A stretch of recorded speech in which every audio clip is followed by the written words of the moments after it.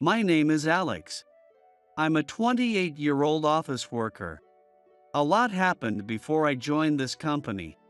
My parents ran a small business, so I was put in daycare from a young age. Even though I was an only child, back then, I lived in a rented apartment with my grandfather and my parents. I was really close to my grandfather. Since my mom often came home late, my grandfather would go shopping in the evening, and I would tag along with him. He was a kind man who would cook rice, set out the side dishes he bought, make curry sometimes, and always get me snacks. Physically, I wasn't very strong. My grandfather still worked full-time, so when I got the flu or something, my mom would leave work to take me to the doctor. But I still remember the frustrated look on her face when she said, "You're really a handful." My parents' business wasn't doing well, and they were always arguing about money, which made my nights feel so gloomy. Since the apartment was a bit spacious, I got my own room when I started elementary school. But I couldn't sleep well because I could always hear them quarreling. My grandfather went to bed early and never got involved in their arguments. Even in elementary school, I often stayed home because of headaches or leg pains in the morning. My grandfather, still working, would say, "Take it easy," as he headed out in the morning.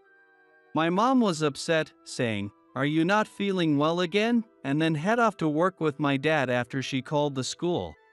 She once took me to the doctor, but they couldn't figure out what was wrong. Even when I went to school, I would sometimes faint during morning assembly and wake up in the nurse's office. After resting for a while, I'd feel better and return to class. But since I was often absent, I struggled to make friends and usually ended up being alone. School wasn't fun at all, and as soon as classes ended, I would rush home to play video games while waiting for my grandfather to return. My attendance at school was inconsistent, which also affected my studies. There was a boy named Kevin who lived near me and was in the same grade. Kevin would bring me the handouts from the days I missed. And since I was usually alone, I once invited him to play video games. He came over with a smile. Kevin's mom also worked late, so we enjoyed playing games together. Then suddenly, Kevin said, "Oh, I need to do my homework, or my mom will get mad at me." So, we ended up doing homework together. I was already behind in my studies and didn't understand much. Kevin patiently helped me with my homework. But soon enough, another morning came when I couldn't go to school. After a meeting with my teacher, my mom seemed to have stopped by a bookstore on her way back and silently placed several reference books on my desk. I sighed internally, thinking, so I have to study. I really didn't like studying. Since the cause of my condition was unknown, my mom believed I was just pretending to be sick to avoid school. But I genuinely had headaches, and sometimes my stomach would hurt too. One day, Kevin came over again. "Hey, Alex, are you sick?" "Yeah, I really feel bad in the morning, but the doctor can't figure out why," I replied. Kevin gave a mischievous grin. "Look, I snuck this into my backpack today," he said, pulling out a game guide with a smirk. I got really excited. I hated studying, but I loved video games. My parents never bought me any game software, but before my birthday, I would go shopping with my grandfather and convince him to buy me a game. I kept it hidden in my desk drawer, so my mom wouldn't find it and get mad. Kevin looked at my study desk and said, "Oh, reference books. Let me see." It seemed Kevin enjoyed studying. He grabbed one of the books and started writing answers in his notebook. Meanwhile, I got engrossed in the game guide Kevin had lent me. I played through the game alone, trying to figure it out. By the time evening came, my grandfather had returned home. That day, it seemed he was making curry. The smell was amazing. Since I hadn't gone to school, I hadn't eaten lunch that day. Then, my grandfather called us. "Kevin, if you'd like, you can stay and have dinner with us," my grandfather offered, serving Kevin some curry. Kevin happily accepted, thanked my grandfather, and said it was delicious. That's how Kevin and I became good friends. As Kevin was leaving, he said, "Hey, Alex, could you check the answers in the reference book I worked on?" and then headed home. I looked at Kevin's notebook and the reference book. He got everything right. As the days went by, I started to understand my studies a bit more by checking Kevin's answers. Those were the days of our early elementary school years, and soon enough, we moved into the upper grades. But I still occasionally missed school. My mom, as usual, would silently buy new reference books and place them with a thud on my desk. Gradually, I started to get more motivated to study, and Kevin and I would finish our homework together and then enjoy playing games. At night, my parents continued their usual arguments about money. I would try to shake off the stress by playing video games, but even after a bath and getting into bed, I couldn't fall asleep easily because of their voices. So I would turn the volume down and play games late into the night. Looking back, I realized that my erratic lifestyle likely contributed to my sickness in the mornings. Despite everything, I moved on to junior high school. In my first year, I was happy to be in the same class as Kevin, but as middle school studies began, I quickly fell behind. Kevin started going to cram school and became busier. He wasn't much into sports clubs either, so we continued walking home together after school. One night in my second year of junior high, my grandfather collapsed after taking a bath. My mom immediately called an ambulance, and I went to the hospital with her. But my grandfather never regained consciousness and passed away. My beloved grandfather. His funeral was a small one on a cold winter day. After returning home, I cried in my room for days. I even missed school for a while, just staying in bed and crying. After that, my mom would give me money for dinner, and I started buying convenience store meals to eat alone. My attendance at school continued to be irregular throughout my middle school years. Kevin focused on his studies, and I gradually became close to a group of mischievous kids from the after-school club. I would come home to my mom's constant sighs, and with nothing enjoyable at home, I started staying out late, hanging out at my mischievous friends' houses, and sometimes not returning until around 9 p.m. Occasionally, I'd even spend the night at their place. Though I'd let my mom know by text, which she never replied to. The leader of our group had a huge house, and we could play games as much as we wanted there. I continued to miss school. My parents, worn out, didn't even bother scolding me anymore. We'd meet up at convenience stores, buying snacks and meals. Each of my friends seemed to have their own family problems. The leader, who was quite well off, would even buy us drinks, and everyone would hang out at his place, most of them rarely attending school. Kevin started to drift away from me. Maybe bad luck comes in waves. The year after my grandfather passed away, my parents were both killed in a car accident. I didn't know what to do, so my aunt, my dad's sister, stepped in to handle everything. I had lost my family and was left all alone. Even though I wasn't very close to my parents, the sadness still hit me hard. That day, like the day my grandfather died, was another cold winter day. We had to close down my parents' business, and I was able to live in the apartment until I barely graduated from middle school. But since it was a rental, I eventually had to move out.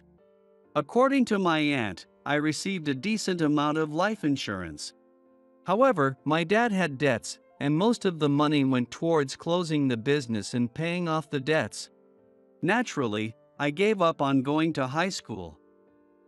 I didn't even want to go. My aunt became my guardian, and I started living alone in a small apartment without a bath. I needed to work immediately to support myself, so I got a job at a nearby convenience store. I worked early in the mornings. The store manager, Brian Smith, was kind to me and patiently taught me the job, treating me with care. I lost track of my mischievous friends, but I didn't have time to hang out with them anyway. Around that time, my morning health improved, and I settled into a regular routine. But work kept me so busy that I was exhausted by the time I got back to my apartment. Spring arrived, and the cherry blossoms sadly scattered. There was an old-fashioned bathhouse nearby, and I started going there every day to relieve my fatigue. However, the bathhouse fees began to add up with daily visits. Even though it was an unavoidable expense, I decided it was time to start cooking for myself, as I had been relying on convenience store meals every day. I began saving up my wages little by little, buying a rice cooker and kitchen utensils, and after my shifts, I would stop by the supermarket to look for discounted items and try my hand at cooking, even though I was still a novice. I often recalled how my grandfather would skillfully prepare meals. To save on gas, I bought a portable stove. I gathered cooking tools from a dollar store, gradually getting used to cooking for myself while also adjusting to work and managing to get by day. I bought a second-hand, old-fashioned washing machine, and since I didn't have a balcony, I dried my clothes inside the apartment. Work at the convenience store was busy, with tasks like stocking shelves and cleaning. One day, Brian took me out for a meal. "Alex, did you dislike studying?" he asked. "Yeah." I wasn't really a fan, I replied. Brian, knowing my family situation because I had told him when he hired me, didn't press further, but he chuckled and said, "I wasn't too fond of studying either." He then expressed his support for my future work. It was the first time I felt encouraged by someone other than my mom, who only pushed me to study. So I decided to work hard and thanked him before heading to the bathhouse. The old-fashioned bathhouse had a large mural of Mount Fuji on the wall. I would often stare at it, letting it soothe my work-weary body, and then sleep soundly. I started getting to know the people living in the same apartment building, chatting with them at the bathhouse. Being young, I earned their support for my work, and many of them started coming to the convenience store to shop. "Alex, it seems like you've made a lot of new friends recently," Brian commented with a smile. "Yeah, they're my neighbors.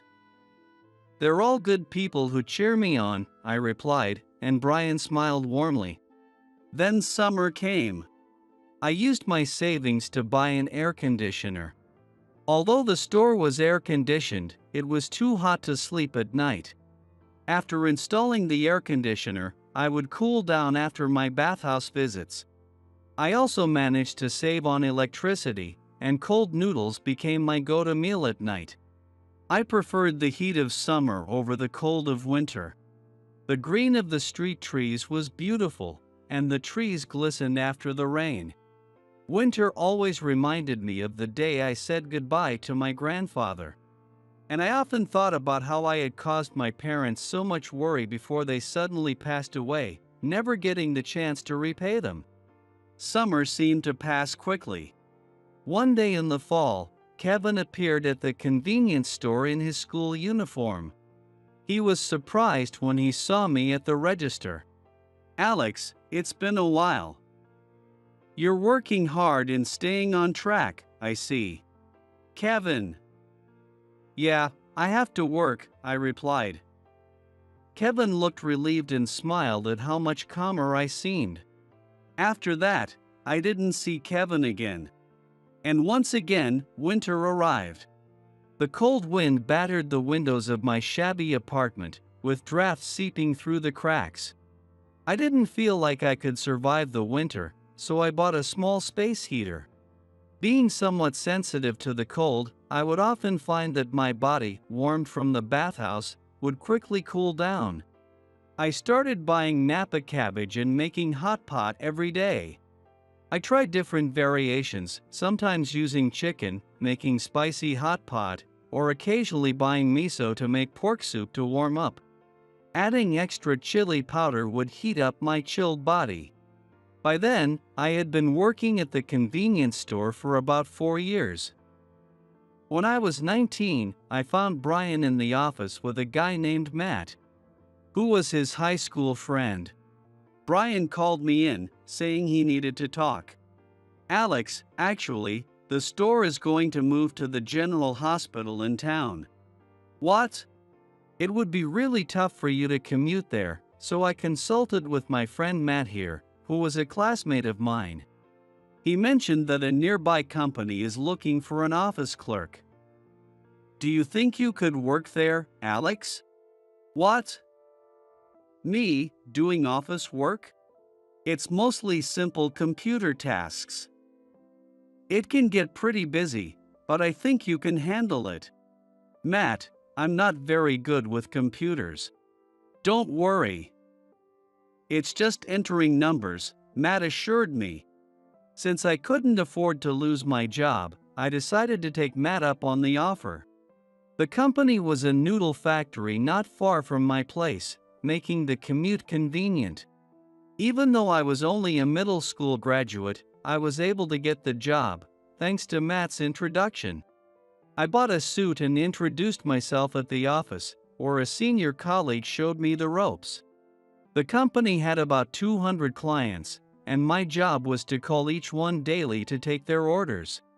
My task was to input those numbers into the computer. I felt a bit relieved, knowing it was just numbers. There was a co-worker named Chris, about my age, who shared the workload with me.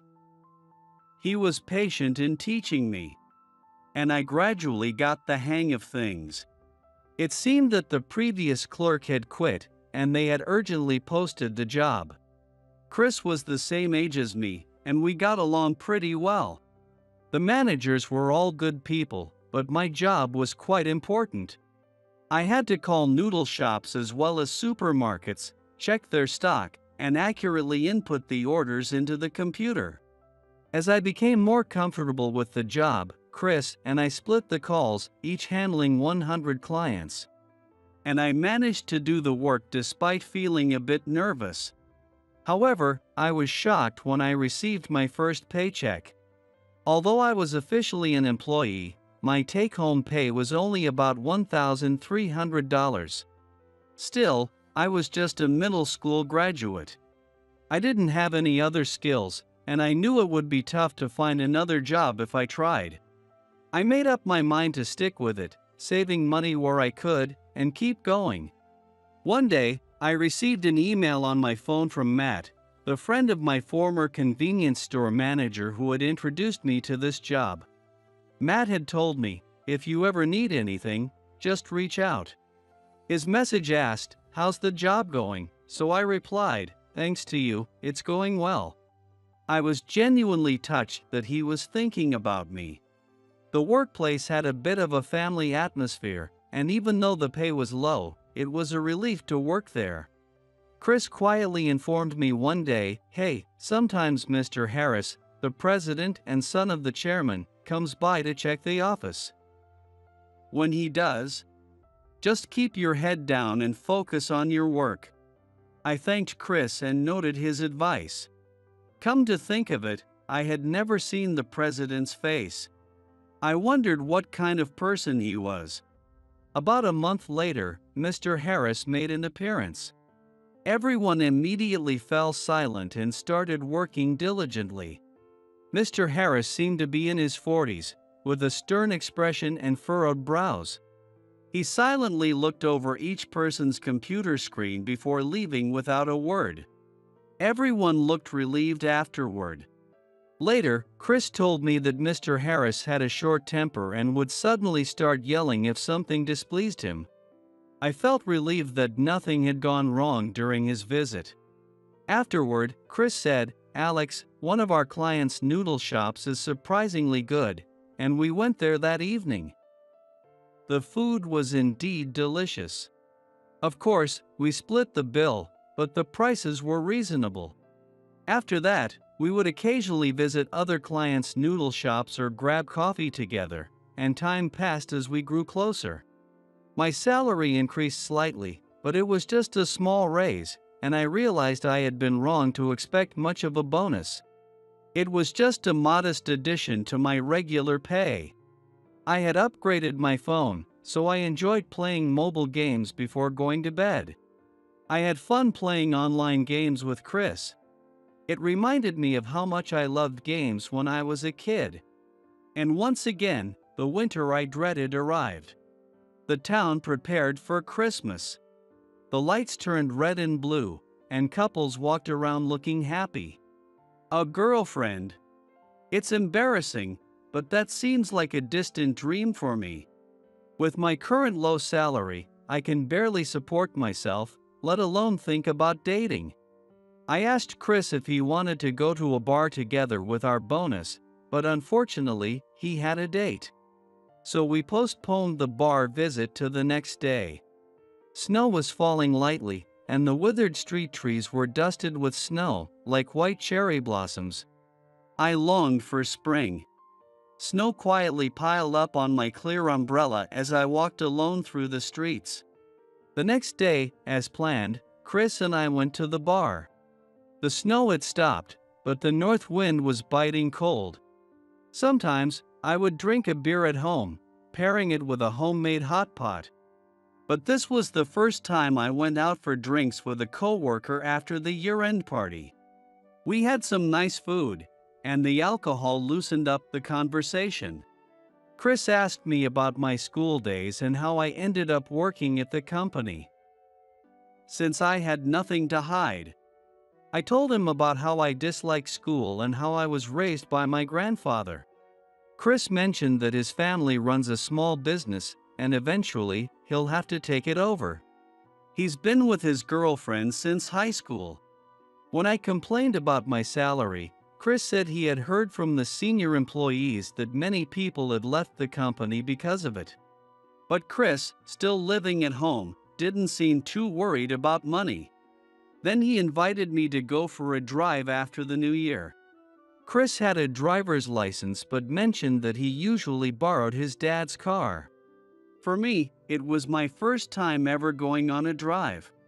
We wrapped up the night looking forward to the outing after the new year. Maybe it was the alcohol, but I felt warm on the way home. It's usually a 30-minute walk from my place to work. I live close to the city. The walk, which usually felt lonely, was more enjoyable as Chris and I laughed and took our time getting back, stretching the walk to about 40 minutes. I've never really felt the excitement of New Year's. Sure, the alcohol tasted good, but I had distant memories of my dad always drinking and complaining to my mom. So, even after becoming an adult, I never overindulged. My mom was strong-willed, so I guess she never let my dad get the better of her. When work wrapped up for the year, I had a few days off, but nothing special happened. I just continued with my usual frugal routine. I spent time playing games, treating myself to a slightly pricier spa visit, and taking it easy. Feeling bored, I went for a walk around the neighborhood and noticed that the community center, which used to be there, had been demolished. I wondered if it had been relocated. I walked quite a bit that day, which was unusual for someone like me who usually sits at a desk. Even in the city, there were quite a few detached houses, and I saw many older people walking their dogs. As an only child, I had always wanted a dog, but pets were prohibited in rented apartments, and of course, they were also forbidden in my current place. Even if I could have one, I thought, with my low income, I probably couldn't afford to take care of a dog. I felt a deep sense of despair about the future. To escape reality, I turned to my usual pastime, playing games. When the new year arrived, as promised, Chris invited me for a drive. He picked me up near my place since the road in front of my apartment was narrow. The car was pretty luxurious. As I got into the passenger seat, I noticed my legs trembling unconsciously. It surprised even me, and Chris noticed, asking if I was okay. I realized that the car had triggered memories of my parents' car accident. I told Chris about it, and he reassured me, saying, "Don't worry, I'll drive safely." After a while, the trembling subsided, and as we drove for about 2 hours, we entered a scenic mountain road. I enjoyed the natural views and the sight of the town from the hills. I returned home feeling very satisfied. At first, I was shocked by my own fear of being in a car, but the wide-open natural scenery had a calming effect on me. Then, the New Year's holiday ended, and it was back to work. I did my best to avoid any mistakes. One Sunday, while out for a walk, I noticed that the empty lot where the community center used to be had been turned into a small park. When I walked through the park, I realized it shortened my commute, so I started taking that route the next day. It also made the walk to the bathhouse shorter. From then on, I walked through the park every day. In spring, the cherry blossoms in the park were beautiful. At work, the number of clients had grown to over 300. Chris and I split the workload, each handling 150 clients. I managed to get home at my usual time. Since I had a set time to wake up in the morning, I began to take my time walking the route, now shorter commute. Enjoying the flowers in the park and taking deep breaths as I headed out. Even though winter felt long and difficult for me, spring and summer seemed to pass by in the blink of an eye.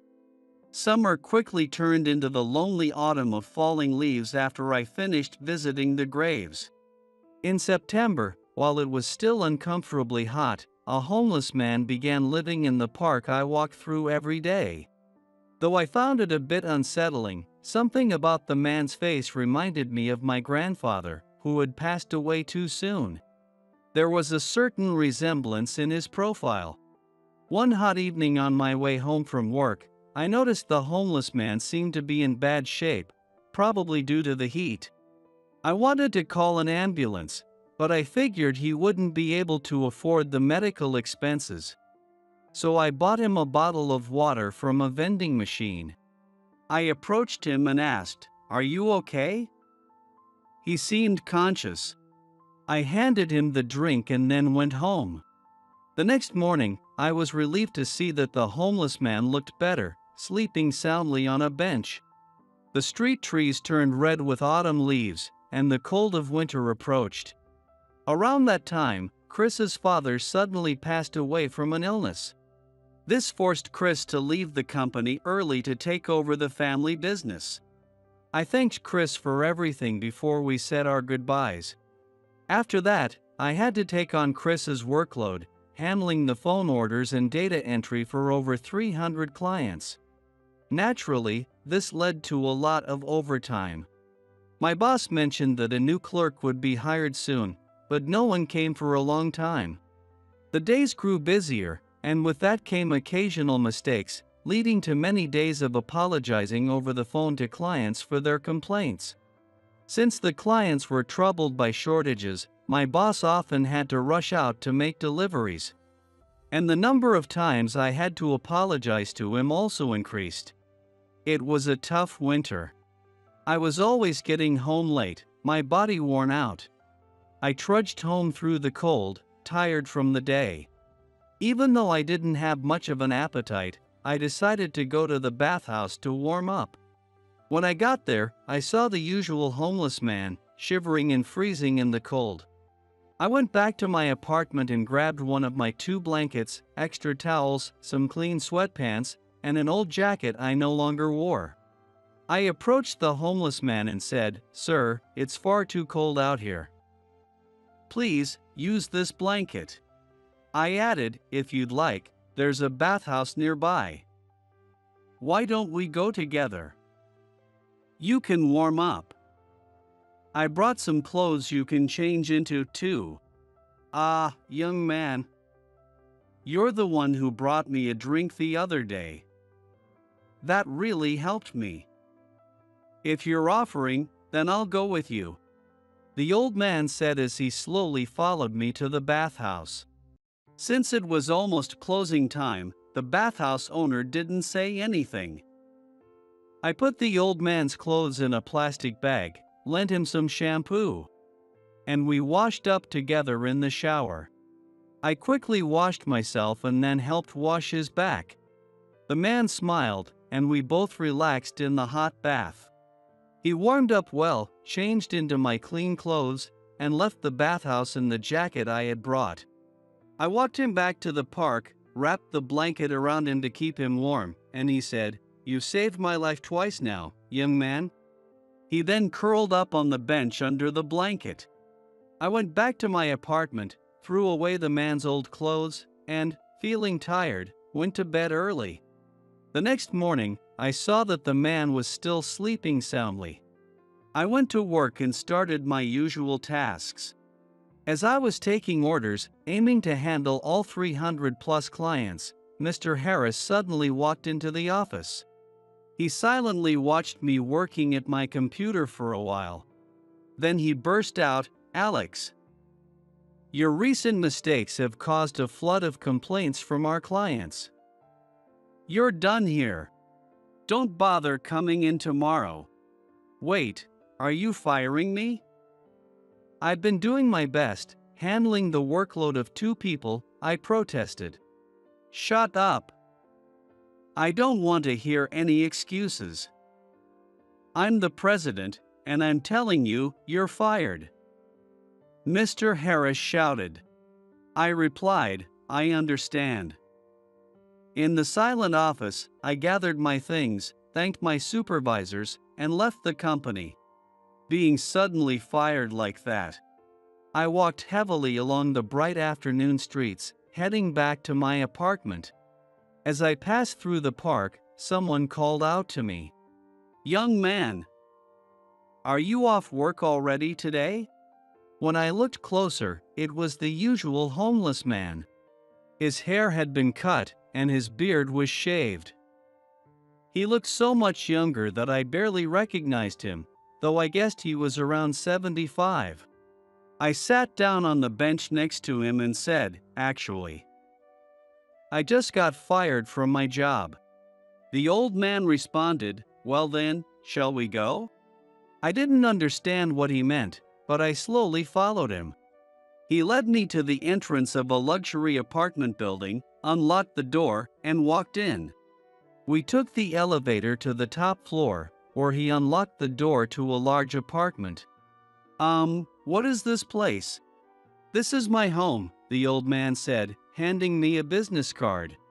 It read, "Stephen Sullivan, chairman of SS Foods." "Wait, you're the chairman?" I was shocked. I had never seen such an incredible apartment, and the view from the windows was breathtaking. "The place is far too big for me. I want you to have it. You saved my life twice, and because of you, I found a reason to live a little longer," he said. When he asked for my name, I told him. Just then, the intercom buzzed. "Grandpa, are you home?" "I'm coming up now," a woman's voice said. I learned a lot about Stephen from her. The woman, Yvonne, was the old man's granddaughter. She explained that after his wife passed away, Stephen had turned to alcoholic and ended up hospitalized. Yvonne would occasionally come by to clean the apartment, and when her grandfather was discharged, she couldn't find him anywhere. She eventually found him in the park, but he refused to return to the apartment. He explained that staying at home made him drink too much, and he didn't need such a large apartment anymore. The company was being run by Yvonne's mother's husband, who had taken over as president. Stephen's company, SS Foods, was a major corporation with many supermarkets under its umbrella. When Stephen heard why I was fired, he immediately called Mr. Harris, the president of the noodle company I had worked for. "Hello, Mr. Harris? This is Stephen Sullivan. I've decided to end all business with your company after you unfairly fired Alex for taking on an impossible workload. Please, Mr. Sullivan, this can't be." Mr. Harris stammered, but Stephen ended the call without further discussion. He had put the call on speaker so I could hear, then smiled at me. Stephen cut ties with the company I had been working for. He said he had heard from acquaintances about how hard I was working. That night, I enjoyed a high-end sushi meal, and soon after, Stephen transferred the ownership of the apartment to me. The luxury high-rise became my home. I couldn't believe it and ran around the apartment like a kid, with Stephen laughing heartily. Yvonne worked from home, and I started learning how to use a computer from her. I was eventually hired as an office clerk at Stephen's company, and my salary tripled. Yvonne and I, who were the same age, grew close and eventually started dating, leading to our marriage. Stephen mentioned that he planned to live nearby, but I asked him to live with us. He was delighted, and now the three of us happily live together in the high-rise apartment. My wife is expecting our first child. It's strange how fate works. Just 2 small acts of kindness towards Stephen changed my life. Now, it feels like my grandfather has come back to me, and I've vowed to protect Stephen and my family from now on. Stay outside and wait. Jason, the younger department head, bluntly told me as I prepared to accompany him on a $30 million overseas business deal. But it was scorching hot outside. Expecting me to wait indefinitely in such heat, not knowing when the meeting would end, was unreasonable. At worst, I could suffer from heat stroke or sunstroke. Yet, Jason insisted it was an order from the department head and walked into the client's office alone, completely disregarding me. 5 hours later, the situation changed when he spotted me still waiting outside, just as he'd instructed, alongside our clients. "Do you even know who he is?" "Ha! That's right, my true identity under Jason's leadership is. My name is Kevin, and I'm 40 years old. I'm an employee at a certain company. Due to certain circumstances, I joined this company, but what I witnessed in the department I was assigned to was shocking." "Are you Kevin, the guy who's going to be working in our department?" "I'm Jason, the department head." "You look pretty useless. Make sure you don't drag me down." On my first day, I was immediately looked down upon by Jason, the department head, who was 10 years younger than me. I couldn't think of any reason for it, but it seemed like he judged me solely by my appearance. It was utterly unfair. According to other employees, Jason achieved an unusual promotion at the young age of 30. He was reportedly pushed by the company's president, his father, Mr. Thompson. Apparently, his father was proud of his son who graduated from Tokyo University and had been grooming him to take over the company. And this is the result. Jason had skillfully exploited his father's power and become insufferably arrogant. Stop dawdling and get a move on. He acted as if he had climbed to the top purely by his own merit, treating the employees like mere pawns. The employees under him, seemingly unable to defy his power, hesitantly followed his orders. I watched this scene with a sinking feeling, wondering if I would end up the same way. As expected, Jason's harassment towards me began. "Handle these documents for me," he said, slapping the paperwork down on my desk while I was working on my computer. When I looked up, there was Jason, smirking as he watched my reaction, making my face twitch involuntarily. There wasn't another person who so consistently behaved exactly as I predicted. "You're older than me, but you're still a rookie, so think of this as a learning experience," he said, waving his hand dismissively as he returned to his desk. I sighed in exasperation as I picked up the documents. When I looked through them, I was surprised to find that they were clearly meant for Jason.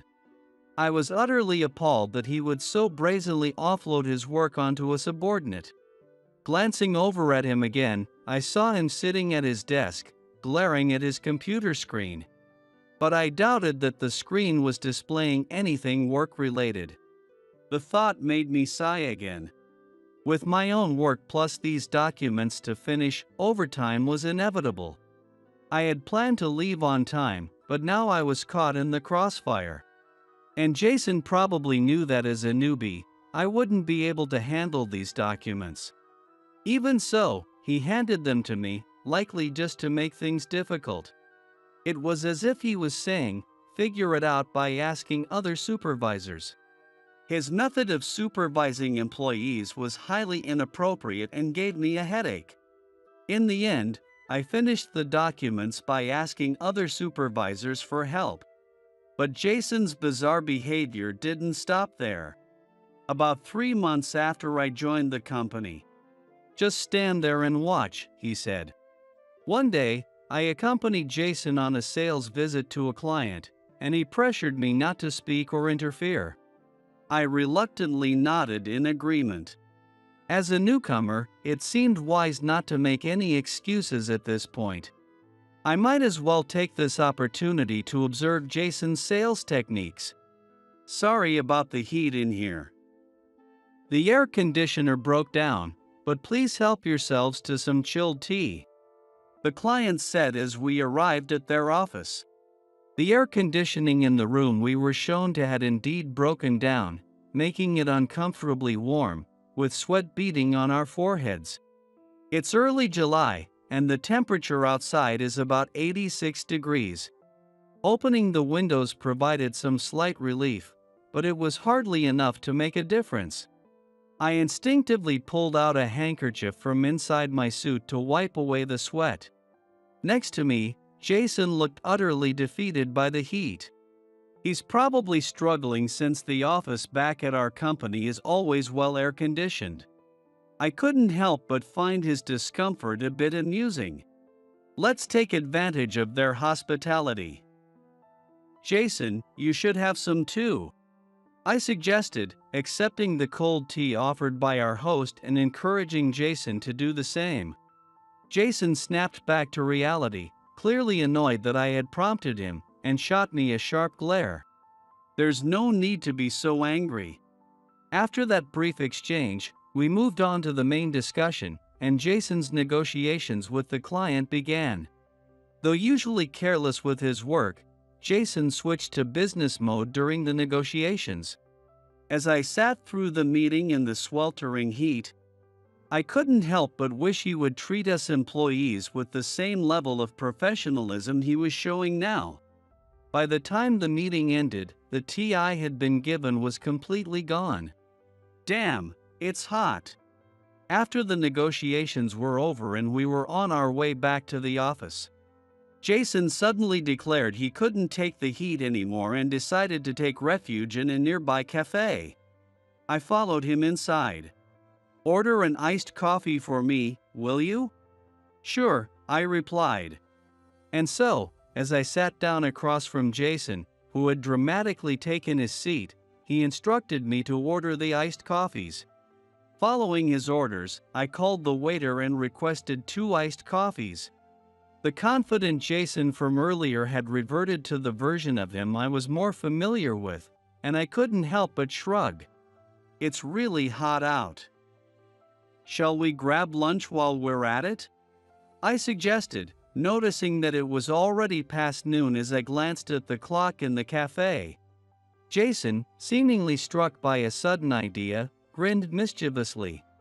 "You're paying, of course." "Of course, what would you like?" I responded calmly. Seeing that I wasn't fazed, Jason's mood soured, as if he'd expected me to be annoyed. Unfortunately for him, I don't get worked up over something like this. He gruffly replied, "I'll have the omelet rice," so I called the waiter and ordered an omelet rice for him and spaghetti. By the way, the spaghetti was my order. There wasn't much conversation as we waited, but Jason remained in a foul mood the whole time. And I could understand why. Having lunch with someone you don't particularly like isn't exactly appetizing. But I couldn't help but secretly chuckle at how unexpected it was for Jason to order omelette rice. 1 month later. Though Jason's harassment continued, a new development completely changed the situation. A $30 million overseas deal, huh? A much larger business opportunity than any before had landed in Jason's lap. It was clear that Mr. Thompson had set the stage for his son's further advancement. If this deal were successful, Jason would undoubtedly rise even higher. Since I was scheduled to accompany him, I knew I would be in the spotlight as well, though Jason would likely not be pleased about that. I braced myself, expecting he might do something to sabotage me. And then, the day of the overseas deal arrived.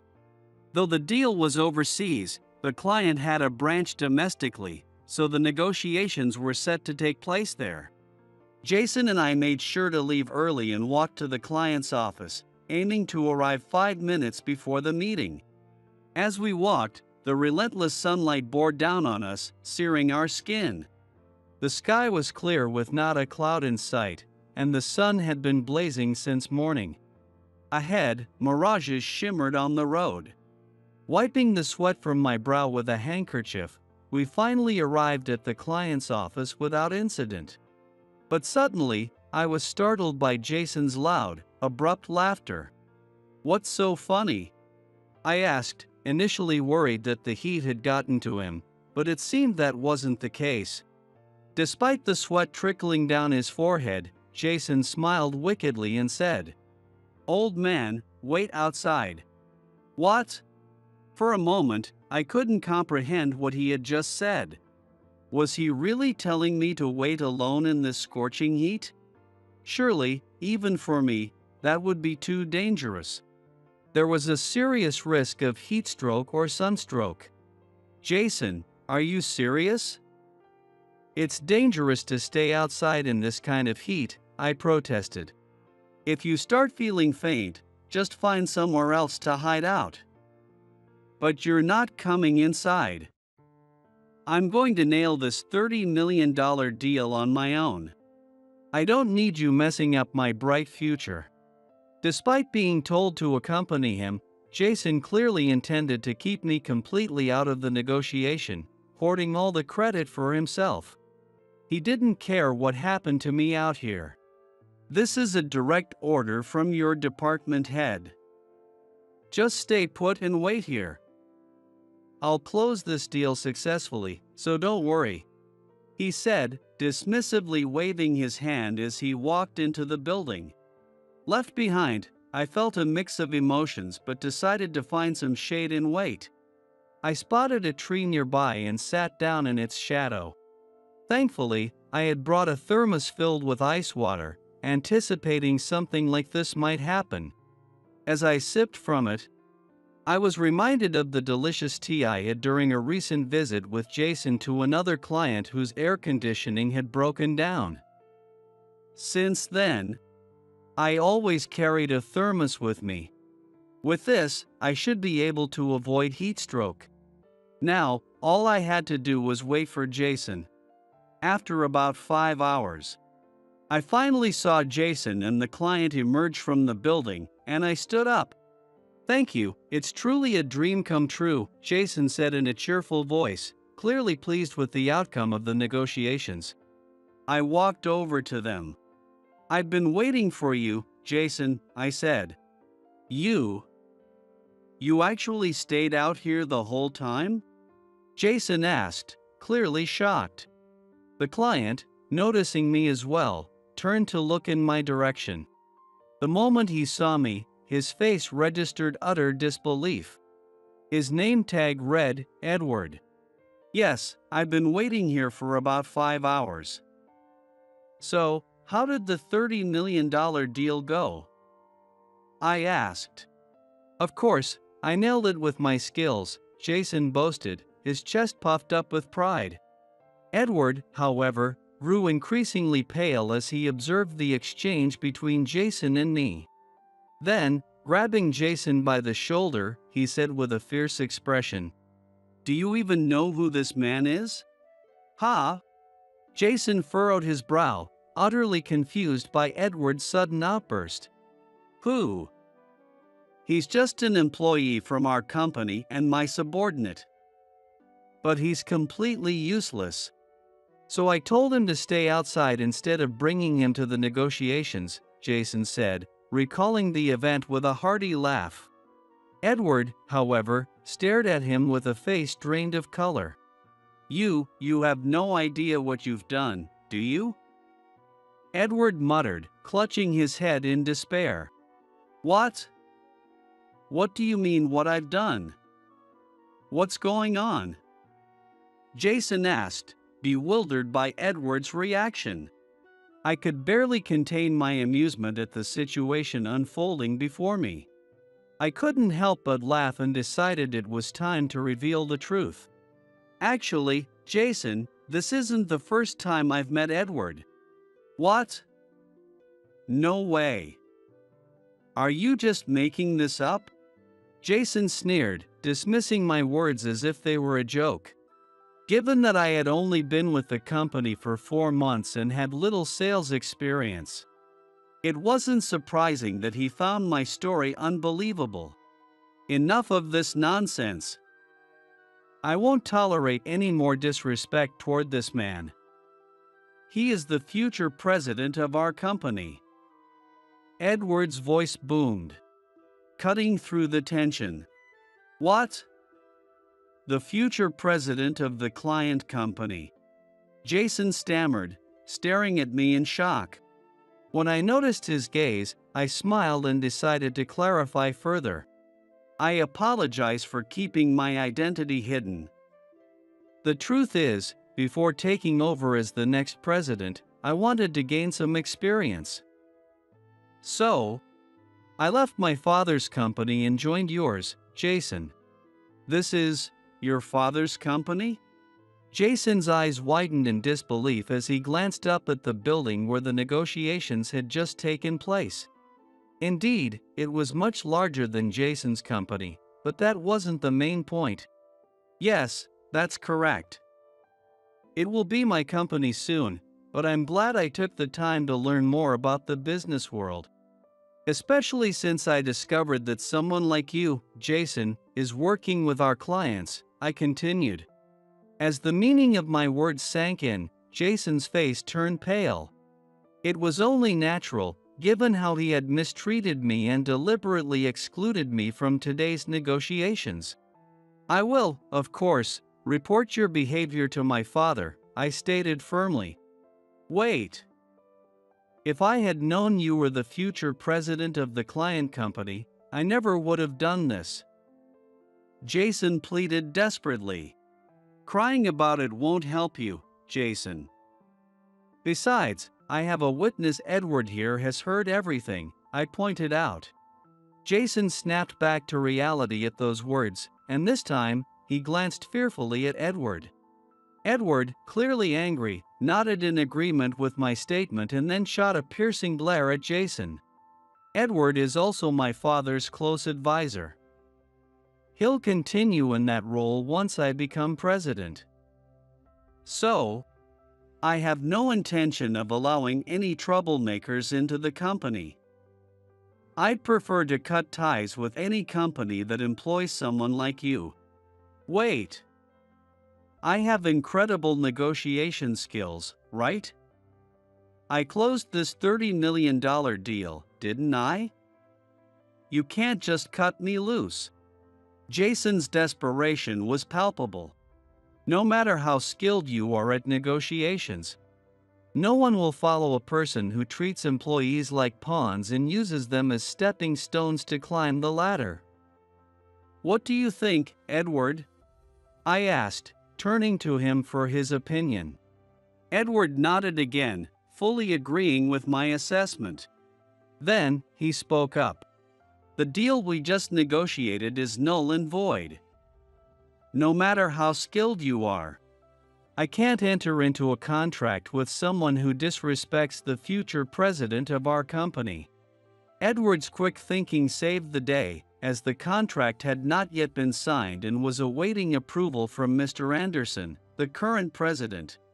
Had the contract been signed, Jason might have used it as leverage to create more problems. It was a relief to have avoided that scenario. Since the contract hasn't been signed, you may as well leave now, Edward said, delivering the final blow. No way. Jason's voice was barely a whisper as despair washed over him. Edward then invited me to come inside the building, and as I walked past Jason, I couldn't resist delivering one final comment. It's truly unfortunate, Jason. If we had worked together, our future could have been bright. Both of our companies could have thrived even more. But upon further reflection, it's clear that you and I are fundamentally different. I paused beside Jason and said those words. In that moment, I realized there was a significant difference between us, even though we were both set to inherit our parents' companies. While you stayed sheltered in your father's company, doing as you pleased, I was out in the world, gaining real experience. You may boast about your skills, but in the end, you've only ridden on the coattails of your father's success. With that, I gave a victorious smile, walked past him, and entered the building with Edward. Jason, left speechless, collapsed to the ground and sat there in a daze. Later, when an employee came by to check on him and told him to move aside, Jason slumped his shoulders and slowly walked away from the company. Defeated. Did he really do that to you? We should confront him about it. There's no need to bother, really. Please, don't worry about it, I replied as I sat on the sofa in a cool, air-conditioned meeting room, recounting the events to Edward. Edward was outraged upon learning of Jason's actions, and it was clear he hadn't seen me in a while. Not since I told him I would be working at another company for experience. His anger on my behalf was almost touching, and it made it easier to let go of all the things Jason had done to me. Especially after waiting 5 hours in the scorching sun earlier, Edward went out of his way to take care of me. Though his concern might have been a bit over the top, I was handed every possible cooling device the company had. I understood his reaction. Before this, I wouldn't have even carried a chilled thermos, so his worry was somewhat justified. When he brought out a 2-liter bottle of water, concerned I hadn't had enough to drink, I was genuinely taken aback. I'm really fine, I promise. I took refuge under a tree planted by the company, so I spent my time in the shade. If that tree hadn't been there, I might have been out in the blazing sun the whole time. I explained, reassuring Edward that there was no need to worry. Besides, I had another item that saved me. The thermos I had brought with me. Kevin, you actually carried a thermos? You're usually the type to just grab something from a vending machine. That's why I'm glad I did some real-world learning. I picked up the habit after experiencing that ice-cold tea at the client's office. I'll never forget how refreshing it was, I replied. The room where the air conditioner had broken was sweltering, but what I gained from that experience was invaluable. Thanks to that cold tea, I managed to stay cool in the shade during the heat wave. And I learned that every unexpected situation can be a lesson. As I smiled at the thought, Edward looked at me with a puzzled expression, unsure of what to make of it all.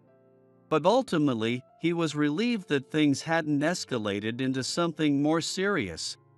Meanwhile, back at his company, Jason wasted no time reporting the incident to his father, Mr. Thompson. However, the response Jason received was not what he expected. What? I'm being demoted?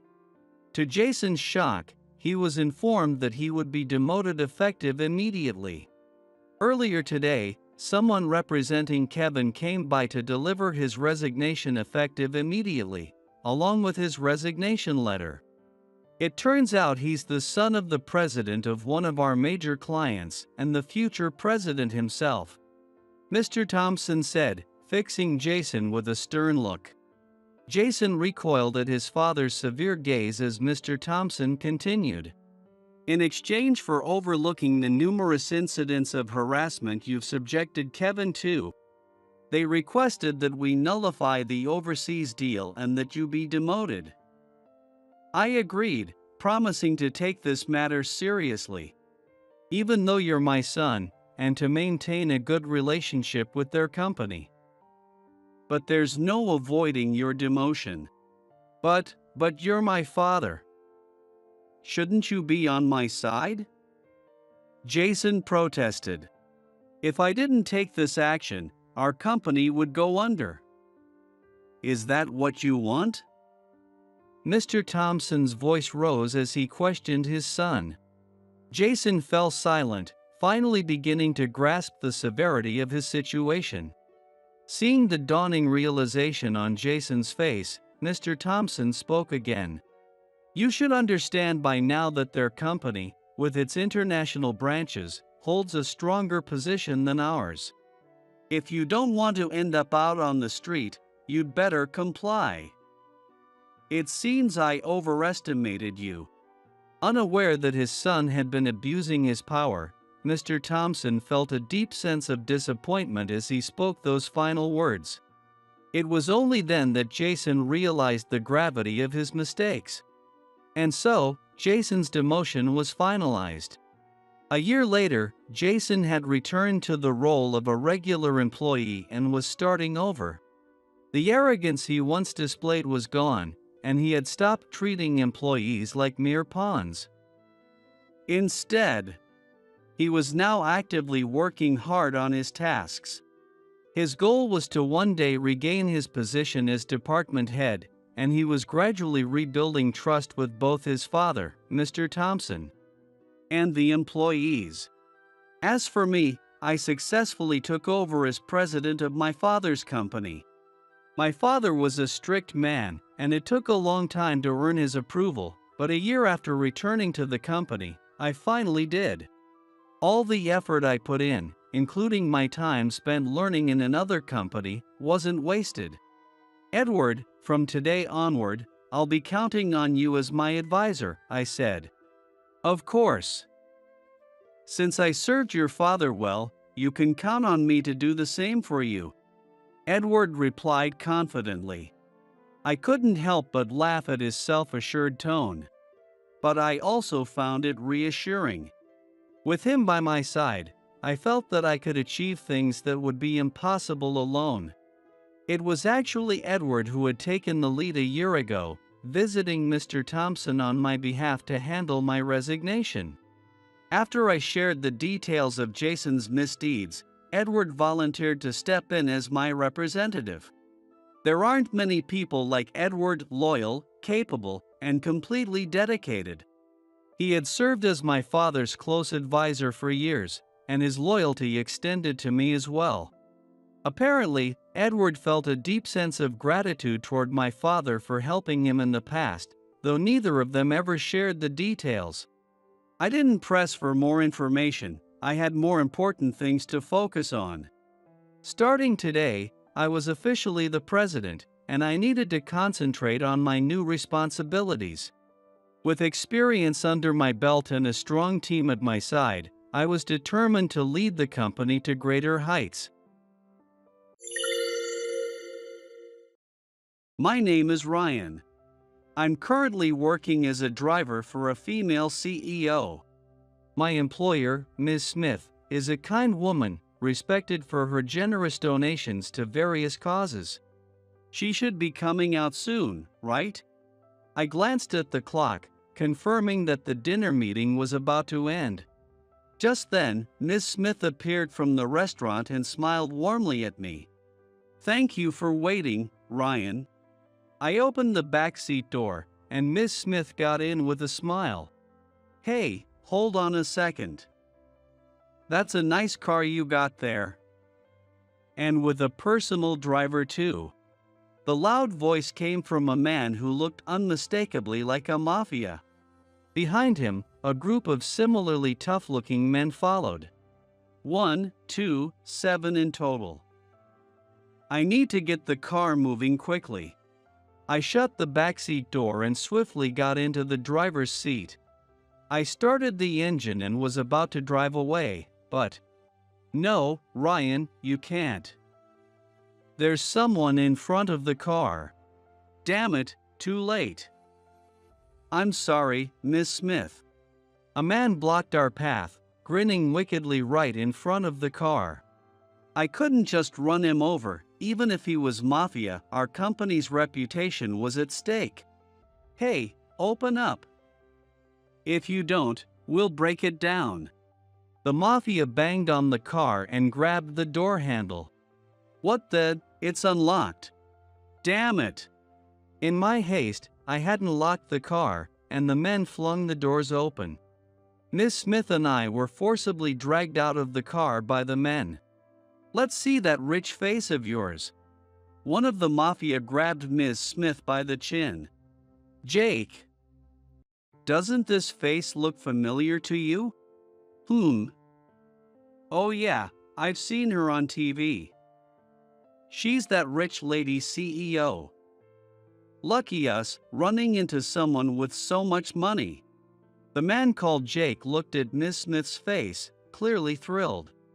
And she's quite the looker too. We're gonna have some fun with this one. Jake smirked as he eyed Miss Smith up and down. What do you want? Miss Smith asked curtly, and Jake nodded. I'm Jake, underboss of the Golden Vipers. I want money. Hand it over. Jake laughed heartily as he spoke. You've been donating to some children's homes or something, right? And a whole $1 million at that. Instead of giving to all those random places, how about you donate to us instead?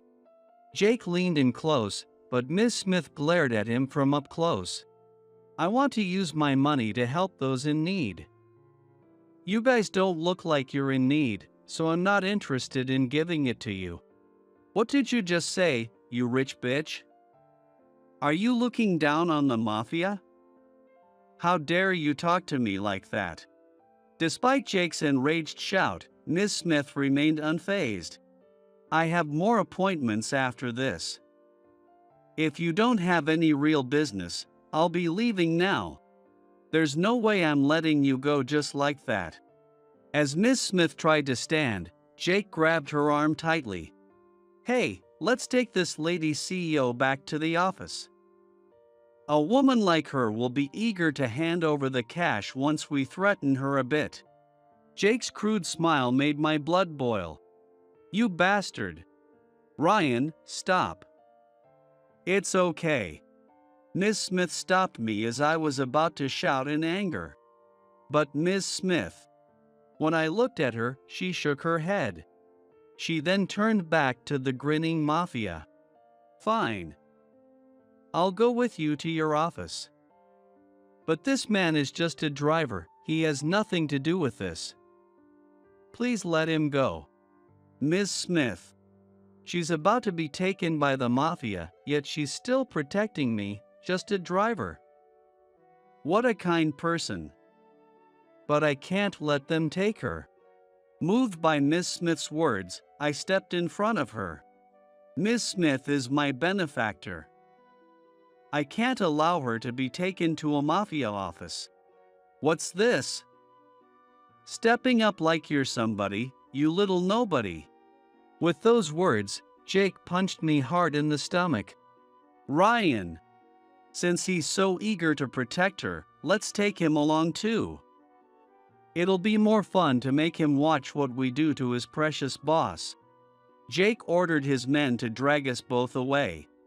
We were forcibly loaded into the mafia's car and taken to their office. Once there, the men inside bowed their heads to Jake. Hey, where's Boss Carson? He's out right now. We don't know when he'll be back. Poof. That's convenient. Confirming that the boss was absent, Jake took us to his own room. This place brings back memories. As I was being carried through the office like luggage, I muttered those words without thinking. Ha! Oh, it's nothing. Once inside, Jake forced Ms. Smith and me to sit on the floor. All right, let's continue the money talk. I want that $1 million too. Your company makes enough to donate that much, right? That's not something I can just hand over on a whim. When Ms. Smith refused, Jake slapped her across the face. What do you think you're doing to Ms. Smith? I jumped up in anger and punched Jake in the face. Startled, Jake swung back at me, but I dodged and hit him on the other cheek. Ryan, stop. Ms. Smith's voice made me freeze. If I really let loose, I could take these guys down and get Ms. Smith out of here easily. But if I do, my past might be revealed. I glanced at Ms. Smith's face. If my past comes out, I might not be able to work for her anymore. As I hesitated, a huge mafia who had been watching from behind tackled me to the ground. Another mafia then punched me in the face. Damn it, I'm getting beaten. Unable to resist, I was pummeled by the mafia. Ryan! Are you okay? Ms. Smith rushed over to me as I lay on the floor, gently placing my head on her lap. This is terrible. I'm so sorry I got you involved in this. Hearing her cry made me feel even worse. Hey, we're not done talking yet. Look at my face. Your driver punched me twice, so how about you pay $2 million more? Jake pointed to the cheek I had punched. Honestly, I was planning to have some fun with you since you looked pretty when I saw you outside. But now that I see you up close, you're just some old hag over 30, so I'll pass. So, are you going to pay up, or are you going to hell? You dare speak to Ms. Smith like that? And $2 million for just 2 punches? I'll never forgive this mafia scum. Looking up at Ms. Smith, I saw her biting her lip, deep in thought. Maybe she was considering negotiating the amount. Ms. Smith. Worried, I called out to her softly. She gave me a pale smile. It's okay. I'll find a way to solve this. What are you whispering about with your driver? You've got only 2 choices. With those words, Jake approached us, grabbing Ms. Smith by the chin and forcing her to look up. Pay $3 million, or take a one-way trip to the afterlife. Choose. I saw tears welling up in Ms. Smith's eyes as she was held by the chin. You insult Ms. Smith, someone I deeply respect, and then threaten her life if she doesn't pay? How dare you tell her she's headed to hell right in front of me? Hey, who do you think you are, talking to Ms. Smith like that? Oh. What's this? The driver's angry, huh? Jake sneered at my words, mocking me. If I stand by and do nothing, Ms. Smith will be in serious danger. I can't just watch this happen. Even if my past gets exposed, I have no choice but to take these guys down. I made up my mind and decided to take out the mafia in front of me. Give me 1 minute. I'll handle this. I gently patted Ms. Smith's trembling shoulder as I held her in my lap and quickly stood up. Ryan, don't do anything reckless. Ignoring Ms. Smith's pleas, I charged at the stunned mafia. I knocked out one of the huge mafia who couldn't react in time with a punch to the jaw. What are you doing? Are you seriously thinking of taking on all of us? I smoothly took down another mafia standing nearby. In no time, only Jake was left standing. What the hell are you? This is crazy. How are you beating us all? Jake was shocked as I continued to take down the larger mafia. He started backing away, looking terrified. Without answering his question, I closed in on Jake and landed a heavy punch to his midsection. How is Ryan that strong? Miss Smith's voice trembled with surprise from behind me. I turned to her with a wry smile and offered her my hand. We'll talk later. Let's get out of here now. I took Miss Smith's hand and started to leave the room. I know where your company is. Don't think you'll get away with this. You messed with the underboss of Golden Vipers, and you won't get off easy. Jake shouted from where he lay on the floor, but we didn't look back as we exited the room. As we stepped out of the office, some of the older mafia members who had been with Golden Vipers for a long time caught sight of me.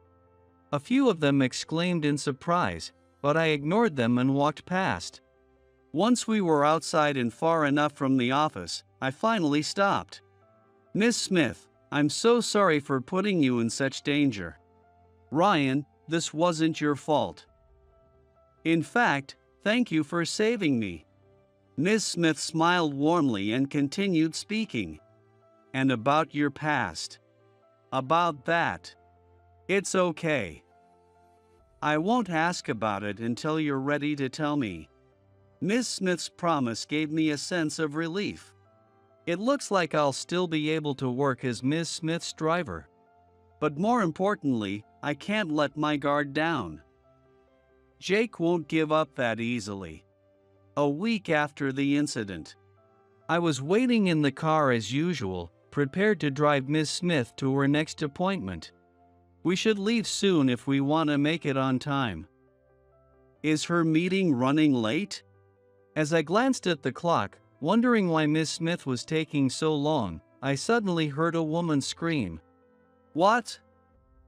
What's going on? I got out of the driver's seat and looked toward the building where our office was located. I saw people running out, screaming. Several companies operate in the building, but the ones coming out were all employees from our company. Is something happening at the office?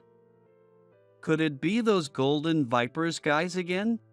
I rushed into the building and hurried to our office floor. As I suspected, it's them again. Inside the office, I spotted Jake and the hulking mafia. The mafia were wielding bats, and the office was in complete disarray. They were mercilessly smashing computers with their bats. The employees were all pressed against the walls, trembling with fear. Try and stop us if you can. We're mafia from the Golden Vipers. Jake shouted gleefully. Ignoring the employees' attempts to hold her back, Ms. Smith stepped in front of Jake. Everyone, get out of here quickly. I'll handle this. Go on, hurry. Ms. Smith commanded her employees, glaring at Jake with unwavering resolve. Though anxious, the employees followed her orders and fled the company. Now, only the mafia, Ms. Smith, and I remained in the office. Wow, protecting your employees first, what a perfect boss. But I don't care about them. My targets are you and that driver over there. Of course. I can't let my employees get hurt. Ms. Smith retorted, even as Jake grabbed her by the collar, making it hard for her to breathe. Let go of her, right now. Why should I? What makes you think I'll do what you say? Anyway, Ms. Smith, hurry up and pay me the $3 million. And hand over that arrogant driver. I won't be satisfied until I beat him to a pulp. My answer hasn't changed. I refuse. Now, let go of me. Oh? Is that so? With those words, Jake lifted Ms. Smith off the ground by her collar. Stop it. Ms. Smith struggled, kicking her legs in the air. Ms. Smith. Hey, knock it off. I rushed over to them, raising my hand to punch Jake, who was still holding Ms. Smith by the collar. With both hands occupied, Jake couldn't defend his face, and I landed a solid punch. Ow. Get him. Don't underestimate him like last time. Spitting out blood-tinged saliva, Jake ordered the other mafia to attack. The mafia, grinning confidently, seemed to think they could beat me as long as they didn't let their guard down. This time, we're ready, and we've got weapons too. Doesn't matter. Weaklings stay weak, no matter what they're holding. With that, I charged toward the hulking mafia. They sneered, laughing at me for coming at them unarmed. "Ryan, don't do this," Miss Smith shouted in a voice full of despair, covering her eyes as if she couldn't bear to watch. "They think numbers matter in a fight. It doesn't make a difference how many of these guys there are." The mafia, uncoordinated and clumsy, were easy to take down. They tried to attack all at once, but ended up getting in each other's way. Without taking a single hit, I systematically knocked them out, one by one. As fewer and fewer mafia remained standing, Jake's expression changed from smug confidence to sheer disbelief. "What the hell is going on? Why, you idiots? He's just one unarmed civilian." The cocky grin vanished from Jake's face as he struggled to comprehend what was happening. "This is the end for you. You're the only one left. This can't be real. We all got taken out by just one guy." Jake muttered in shock as I swiftly subdued the remaining mafia. He shook his head in denial, unable to accept reality. "No way. There's no way you could take us all down by yourself," Jake screamed, charging straight at me. I smirked, using his momentum to throw him to the ground with a hard slam. Jake hit the floor with a heavy thud, writhing in pain. "Do you even know who I am? I'm the underboss of Golden Vipers. If you lay a hand on me, boss won't let you off easy." Jake, battered and bruised, somehow managed to stand up and threatened me. "So what if you're the underboss of Golden Vipers? That means nothing to me." "What? You're not scared of the mafia, even though you're just a civilian?" The fact that someone like you could become the underboss says a lot about how low the bar is. With that, I delivered a powerful kick to Jake's gut. He groaned, doubling over and collapsing to the ground. The other mafia were all down, leaving the room eerily quiet. "Wait a second, is Miss Smith okay?" Snapping back to reality, I quickly looked around for Miss Smith. She was in the corner of the room, watching me intently. "Miss Smith, are you all right?"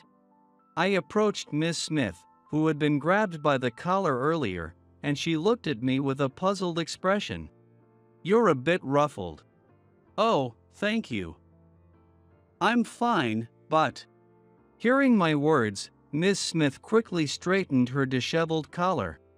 She glanced at the fallen mafia and the groaning Jake, then finally turned her gaze back to me. "Ryan, who exactly are you?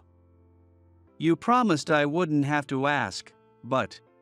She looked at me with a puzzled expression, and all I could do was give a wry smile.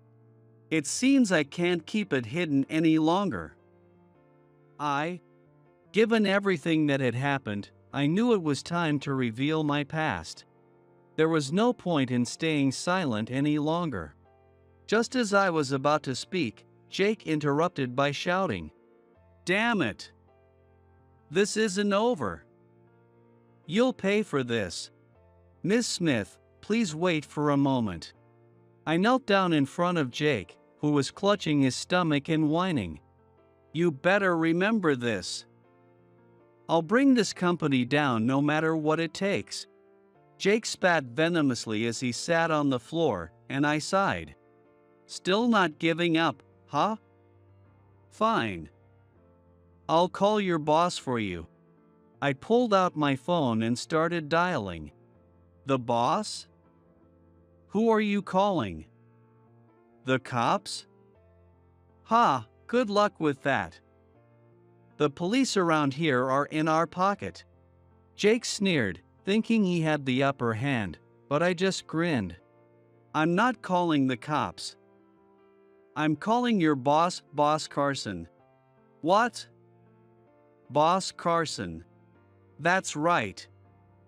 Boss Carson, the head of Golden Vipers. The phone rang a few times before someone finally picked up. This is Carson. Who's this? I don't recognize the number. Hello, it's been a while. This is Ryan. When I introduced myself, I heard Carson sharply inhale in surprise. Ryan. It's been a long time. What's going on? Jake, the underboss of Golden Vipers, and some of his lackeys caused a scene at my workplace. I've got them detained. Can you come pick them up? Give me the address. You're there too, right? I'll be there immediately. After I gave him the address of the company, he quickly ended the call. All right, your boss will be here soon. How do you even know his number? Jake asked in confusion, but then a sly grin spread across his face. Well, whatever. When he gets here, you're finished. Jake's bravado made me chuckle. A few minutes later, Boss Carson literally burst into the room, followed by several of his men. He was out of breath, clearly having rushed to get here. You got here fast, Carson. I thought you'd take longer. It was much quicker than I expected. Breathing heavily, likely from rushing to prevent me from leaving, Carson caught his breath as Jake spoke up. Boss. Do something about this jerk. He laid hands on me, the underboss of Golden Vipers, and my men. If you let this slide, I'll lose all respect. Jake, still thinking Carson was on his side, shouted in frustration, but Carson didn't even glance at him. Ryan. Is it really you, Ryan? It's been so long. With those words, he embraced me, tears streaming down his face. Boss? You know this guy? Jake asked, shocked by his strange behavior. What? Boss Carson, the head of Golden Vipers, knows Ryan? What's going on? It wasn't just Jake who was shocked. Miss Smith, who had been quietly observing the situation, also spoke up in surprise. I've kept my past hidden, but I used to be the underboss of Golden Vipers 8 years ago. You were a mafia? Yes. I have no criminal record, but it's true I was part of Golden Vipers. 8 years ago, after a certain incident, I left the mafia world and was taken in by this company. Wait, you were the underboss of my organization? Jake exclaimed, and Carson continued the story. Yes, Ryan was the most trusted underboss I ever had, and he was even a candidate to be the next boss. But during a gang conflict, Ryan was in a serious car accident when a rival group rammed his car. He lost his fiancée in that accident, and after that, he decided to leave the mafia life. That's right. It's all in the past now. But I'm just so glad to see you again. So, you were our underboss? I've heard legends about your strength, but you had already retired by the time I joined, so I never saw your face. Jake then dropped to his knees and bowed deeply to me. What's with calling me like that? The way he groveled made my skin crawl as Jake forced a sycophantic smile. In Golden Vipers, you are a legend. I had no idea it was you. Please forgive me for my ignorance. Jake bowed so low that his forehead nearly smacked the floor. I looked at him with cold eyes, unmoved by his sudden apology. After everything you've done, an apology doesn't mean anything to me. Boss, I know it's not my place as someone who's left the organization, but say whatever you need to, Ryan. Then I'll be frank. Do you know that Jake has been targeting civilians? An underboss who openly attacks companies during the day isn't doing the organization any favors. You're right. I didn't realize he'd gone this far. Carson nodded at my words, falling silent for a moment as he pondered. It's strange that this hasn't blown up into a bigger problem before now. Boss, I apologize. I might have gone a bit too far this time, but I was about to get $3 million from this woman. I plan to give a good portion of it to the organization as tribute. You idiot!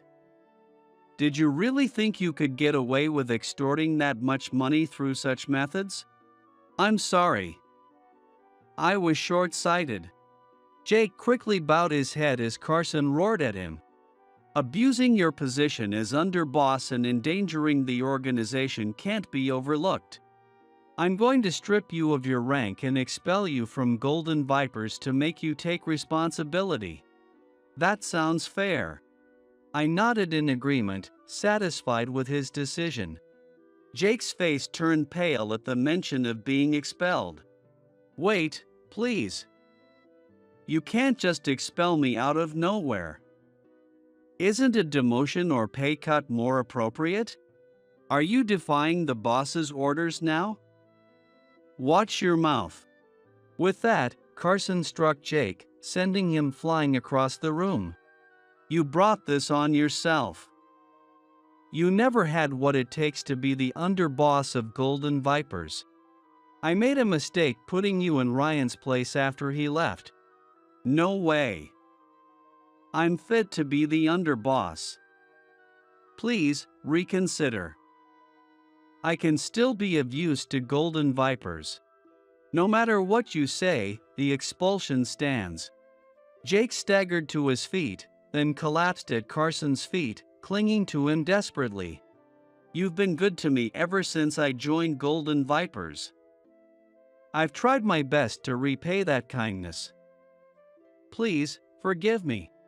Jake began to sob, but Carson ignored him. I think it's time for him to take responsibility for his actions. Got any suggestions? I glanced at Ms. Smith and pointed at Jake. Ms. Smith was the one directly affected by this man. So, it's only right that she decides what happens to him. What would you like to do with him? Me? I can decide? Ms. Smith asked, looking a bit unsure as she glanced over at Carson. Yeah. The organization has already expelled him.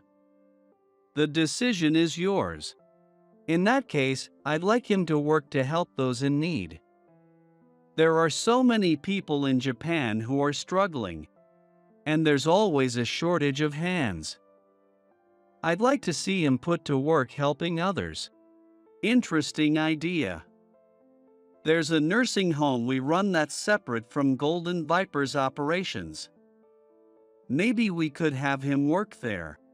What? A nursing home? No way, I'm not doing that. Jake tried to refuse, but Carson glared at him. Shut up. Just working there isn't much of a punishment, though. Here's what we'll do. He'll donate half of his salary. And we'll assign someone to watch him around the clock to make sure he doesn't cause any trouble and actually works hard. Ms. Smith smiled warmly at Carson's proposal. I think that's a wonderful idea. That's a very Ms. Smith kind of peaceful solution. I couldn't help but smile at her kindness. Hey! You're not just gonna decide my fate without my input. What about my say in this? You don't get a say when we're talking about your punishment. Carson shot back, dismissing Jake's protests. There's no way I'm working at some nursing home. I won't do it. Is that so?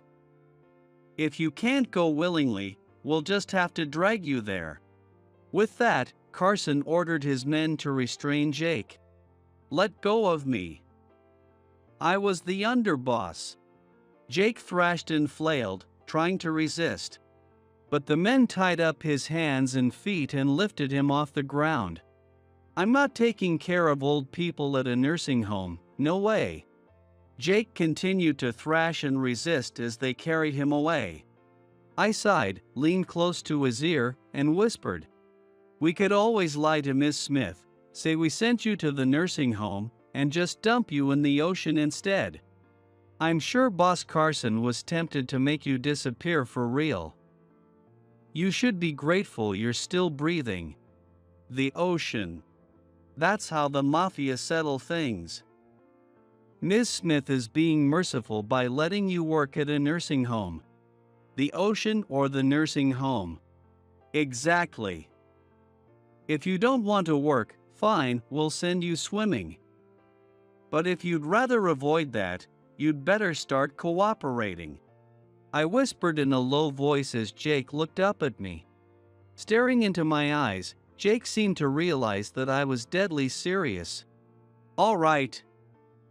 I'll work at the nursing home. He nodded, tears streaming down his face. Well, if you're willing to work voluntarily, that's the best outcome. Miss Smith, unaware of my threat, clapped her hands together and smiled. We'll untie your legs so you can walk on your own. Carson's men set Jake down on the floor, and I untied his feet. Jake stood up and, facing Miss Smith and Carson, bowed his head. I'd decided to reflect on my actions and work at the nursing home. Please, keep an eye on me to make sure I'm doing it right. Ms. Smith beamed at his declaration. Of course, I'll make sure you're doing well. Jake's trying to secure himself by asking Miss Smith to watch over him, hoping she'll forget and he'll avoid punishment later.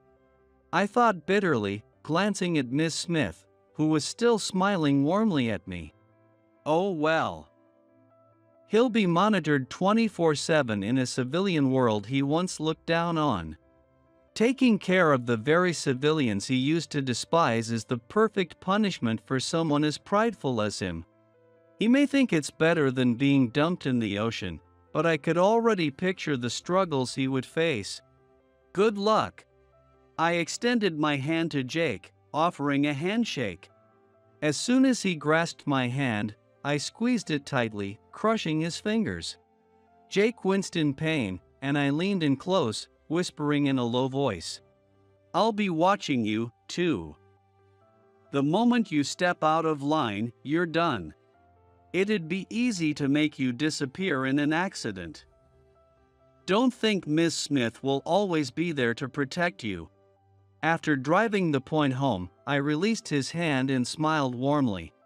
Jake, now visibly shaken, made no further resistance as he walked out of the company on his own. 6 months passed since Jake was sent to the nursing home. At first, he was useless, but now, I heard he had gotten the hang of the job. Recently, he even sent a letter of thanks to Miss Smith. It's amazing how much a change in environment can affect someone. Who would have thought that guy could turn into a decent person? Jake now said that working at the nursing home had become his calling. Meanwhile, I continued working as Miss Smith's driver, never once questioned about my past. I always figured that day would come eventually, and today, it finally did. 6 months after the incident, I was summoned to the CEO's office. I guess she's finally decided that she can't keep a former mafia on staff. All right, I'll accept it gracefully and thank her for everything. I knocked on the door. It's Ryan. Come in. Entering the room, I found Miss Smith sitting there, looking a bit nervous. Have a seat. I sat down in the chair opposite her, noticing that she seemed hesitant to speak. She's too kind to fire someone easily. That's probably why she's struggling to say it. I'm sorry for keeping my past a secret. I knew I'd have to resign if my mafia background was discovered. Oh, I see. Yes.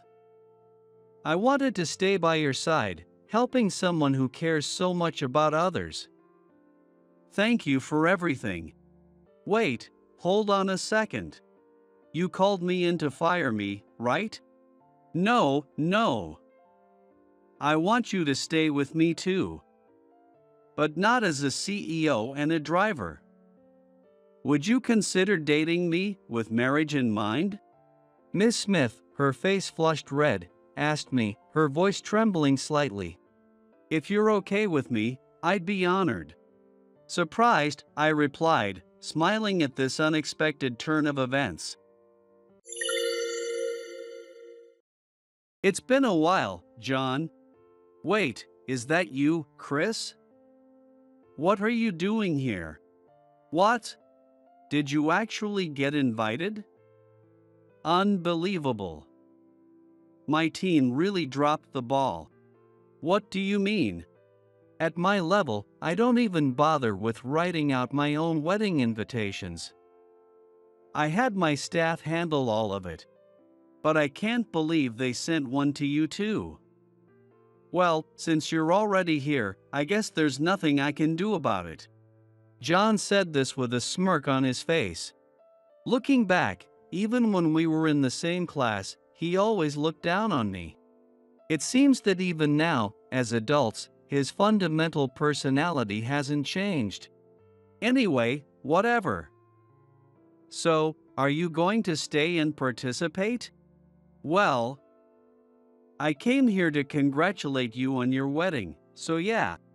Just make sure you don't embarrass me in front of my wife, alright? She's a famous idol, after all. Plus, I graduated from Harvard and some of my friends are here too, so don't make me look bad. I was stunned into silence by his words. He was certainly smart, but Harvard University is one of the top universities in the world. Harvard University. That's really impressive. Of course it is. I'm just on a different level than someone like you.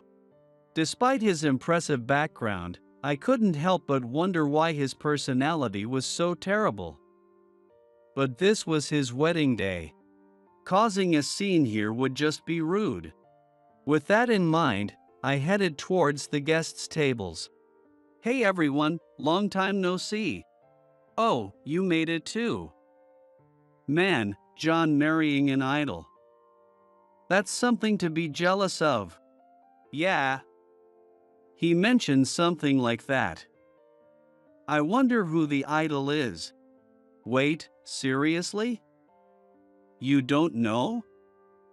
You must not be watching TV these days. You're so out of touch. Everyone around me laughed when I said that. Was it really that strange? She must be pretty famous. Well, John is a genius who graduated from Harvard, after all. As I was saying this, it was time for the bride and groom to make their entrance. I wondered who this famous idol could be. I watched the two of them with curiosity. And the moment I saw the bride's face, I felt a chill run down my spine. Thank you all for gathering here today. During the bride and groom's greeting, she looked directly at me. Our eyes locked, and my heart started racing. I know there's usually a certain order to these things, but since this is my wedding, I hope you'll forgive me for a slight breach of etiquette. There's someone I want to thank first. Mr. Chris Tanner, sitting at the back. With a smile, the bride pointed straight at me as she said this. My name is Chris Tanner. I'm currently the CEO of a company that sells health supplements. So, how's the progress on the new product? Well, we've got the concept down, but we're struggling to come to a consensus. There's a disagreement over who our main target audience should be. I see. Well, that's one of the most critical aspects when it comes to developing a sales strategy. I'm counting on you to handle this new product launch, so make sure you do your best. Yes, sir. After graduating from high school, I worked various part-time jobs. It wasn't until I realized I was headed nowhere that I decided to start my own business. My first venture failed miserably, and so did the next. I scraped together whatever funds I could from anyone I knew and launched what I considered my last chance, a company that sells health supplements.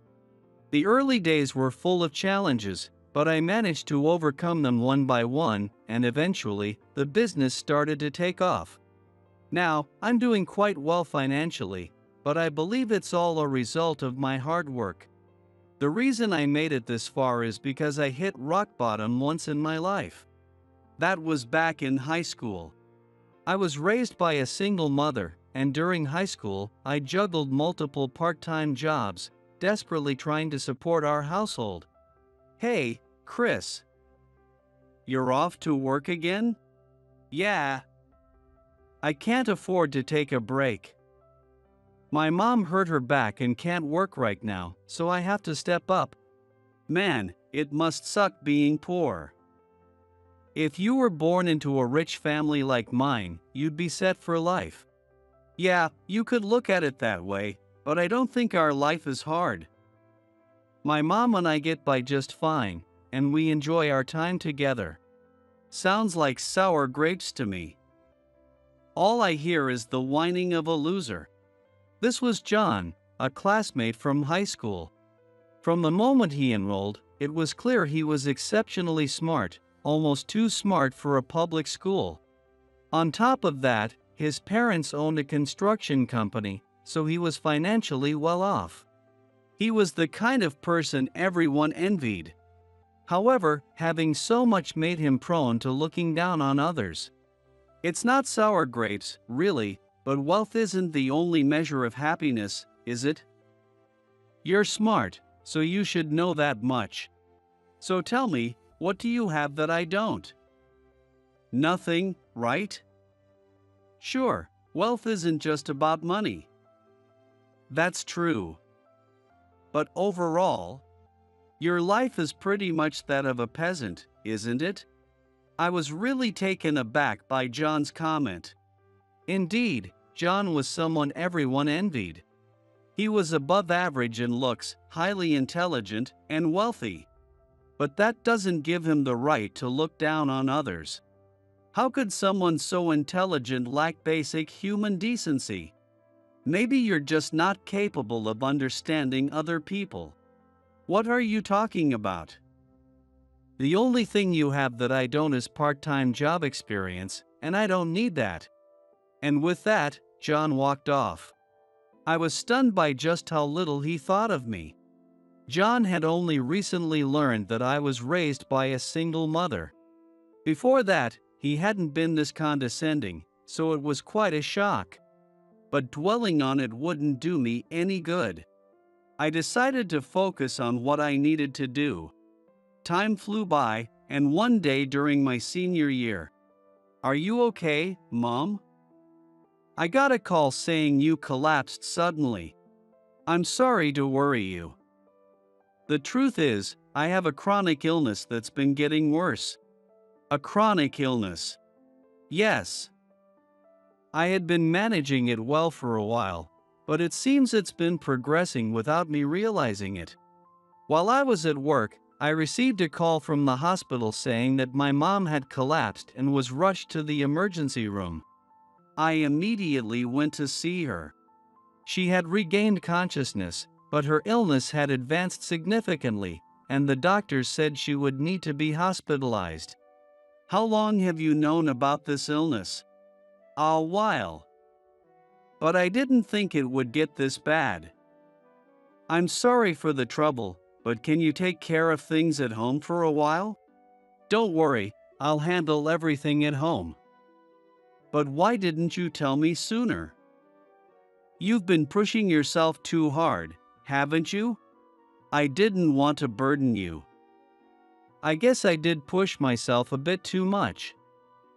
But now I've ended up being a burden anyway, so it's all for nothing. Seeing my mom say this with a smile brought tears to my eyes. If only I had noticed her condition sooner, things wouldn't have gotten this bad. I knew that blaming myself wouldn't change anything, but I couldn't just pretend like nothing had happened. I'm sorry. I should have noticed how sick you were, Mom. There's nothing for you to apologize for. Don't worry about it. Just focus on your treatment, so you can get better and come home soon. Since I had left work to come to the hospital, I said that and headed back to my job. But when I returned, I couldn't concentrate at all and kept making mistakes. Aiden, my manager, understood what I was going through and didn't blame me, but I felt more and more mentally overwhelmed. Aiden. I was thinking of taking on more shifts. Would that be all right? More shifts? Well, we're short-staffed, so I'd appreciate the help, but are you sure you can handle it, with everything going on with your mom? I'll be fine. I need to make up for the income my mom isn't able to earn. All right then, just submit your new schedule when you're ready. And take this home with you. Really? Thank you so much. You've been working hard every day, but don't push yourself too much, okay?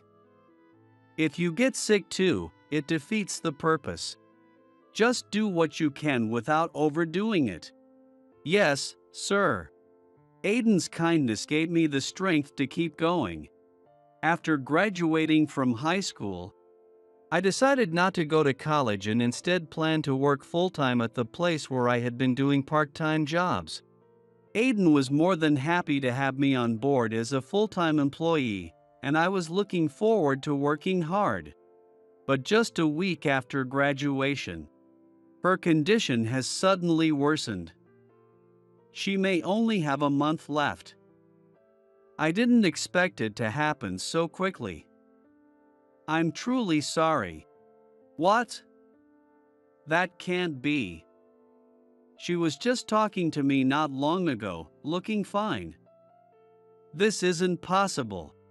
I'm very sorry, but please spend the remaining time with her as meaningfully as you can. Dr. Turner had just given me my mom's terminal diagnosis, and I couldn't accept it. But as the days passed, her condition rapidly deteriorated, and soon she could barely speak. Dr. Turner explained that she had been holding on through sheer willpower, but now that will had finally run out. Time passed quickly after that, and before I knew it, my mom was gone. I talked to Aiden and decided to quit my job to spend the remaining time with her. After she passed, I was overwhelmed with a deep sense of emptiness. No matter what I did, I couldn't find the motivation to move forward. It felt like I was left alone in complete darkness. Having not gone to college, my social connections had become thin. My high school friends were all starting new lives at college. With no one around to rely on, I found myself lost.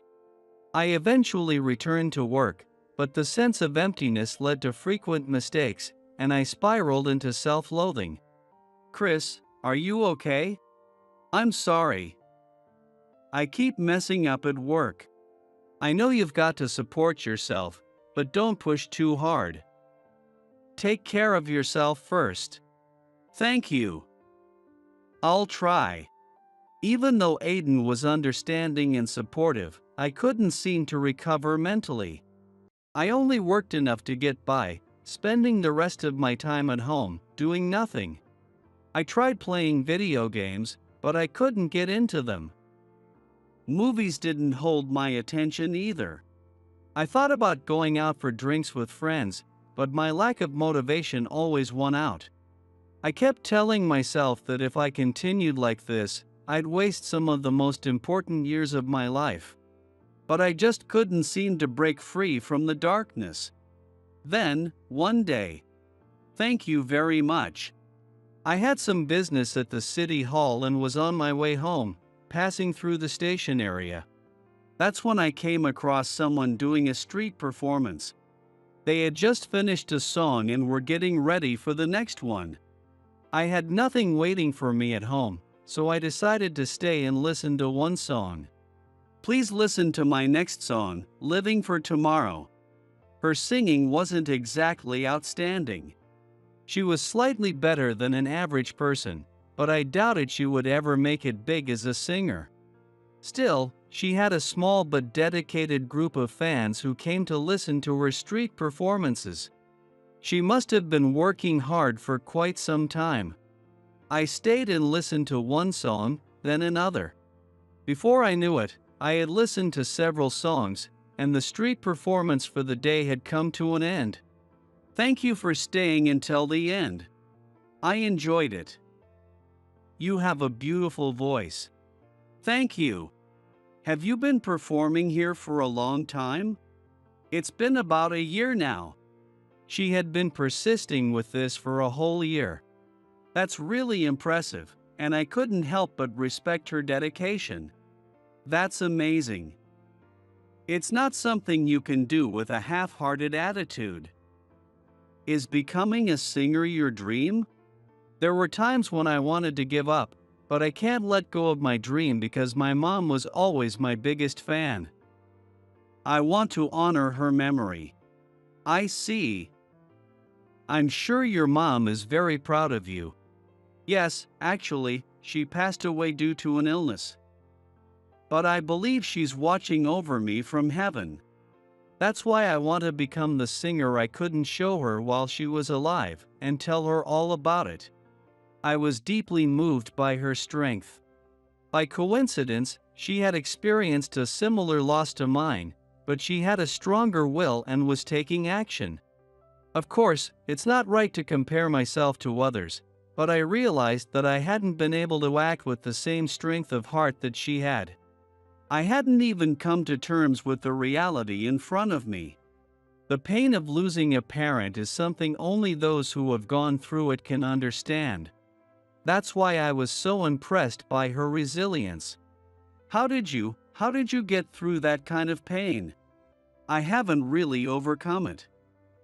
But if my mom saw me sad, she wouldn't be able to rest in peace. I want her to be smiling in heaven. So, I guess it's just my own ego. She said this with a smile. Deep down, she was still struggling, but she had a strong will to keep going. Seeing her made me realize that I couldn't just stay stuck in place. I'll come again. I'll be cheering for you. I'm so happy to hear that. Thank you. Keep up the good work. From that day on, I went to watch her street performances every day. I didn't do anything special, but just seeing her work hard motivated me to push myself as well. Around 6 months after my mother passed away, I began to take small steps to change my situation. While working at a convenience store, I began to entertain the idea of starting my own business. 5 years flew by in the blink of an eye, and during that time, I tried various business ventures. But they all ended in failure, and I was left with almost nothing. I borrowed money from acquaintances and even resorted to consumer loans. With the little money I could scrape together, I started one last business, a company selling health supplements. Over the years, I have learned a lot about marketing and the keys to success in business through trial and error. I was determined to make this last chance a success. With that resolve, I poured everything into running my company. In the beginning, the business didn't take off right away, but after countless tries and adjustments, it finally started to gain momentum. Now, I'm not a millionaire, but I've managed to earn enough to live a comfortable life. It's been a while, Aiden. Long time no see. How have you been? Recently, I've been running a company, and I'm enjoying life for the most part. But of course, there's still a lot of work ahead. After my company started to do well, I reconnected with Aiden, who had been my manager at the part-time job. Aiden was one of the people who supported me when I was trying to start a new chapter in my life. At the same time, there was someone else I wanted to thank. I'm actually trying to find a street performer. Do you happen to know anything about the person who used to sing in front of the station? I think I might have seen her before, but I'm not sure. Aiden, I know you're busy, so it's okay if you don't know. I understood that Aiden had his own responsibilities, so I wasn't really expecting much. But still, I felt a strong desire to find the woman who used to do those street performances and express my gratitude to her. It was because of her that I had been able to push myself this far.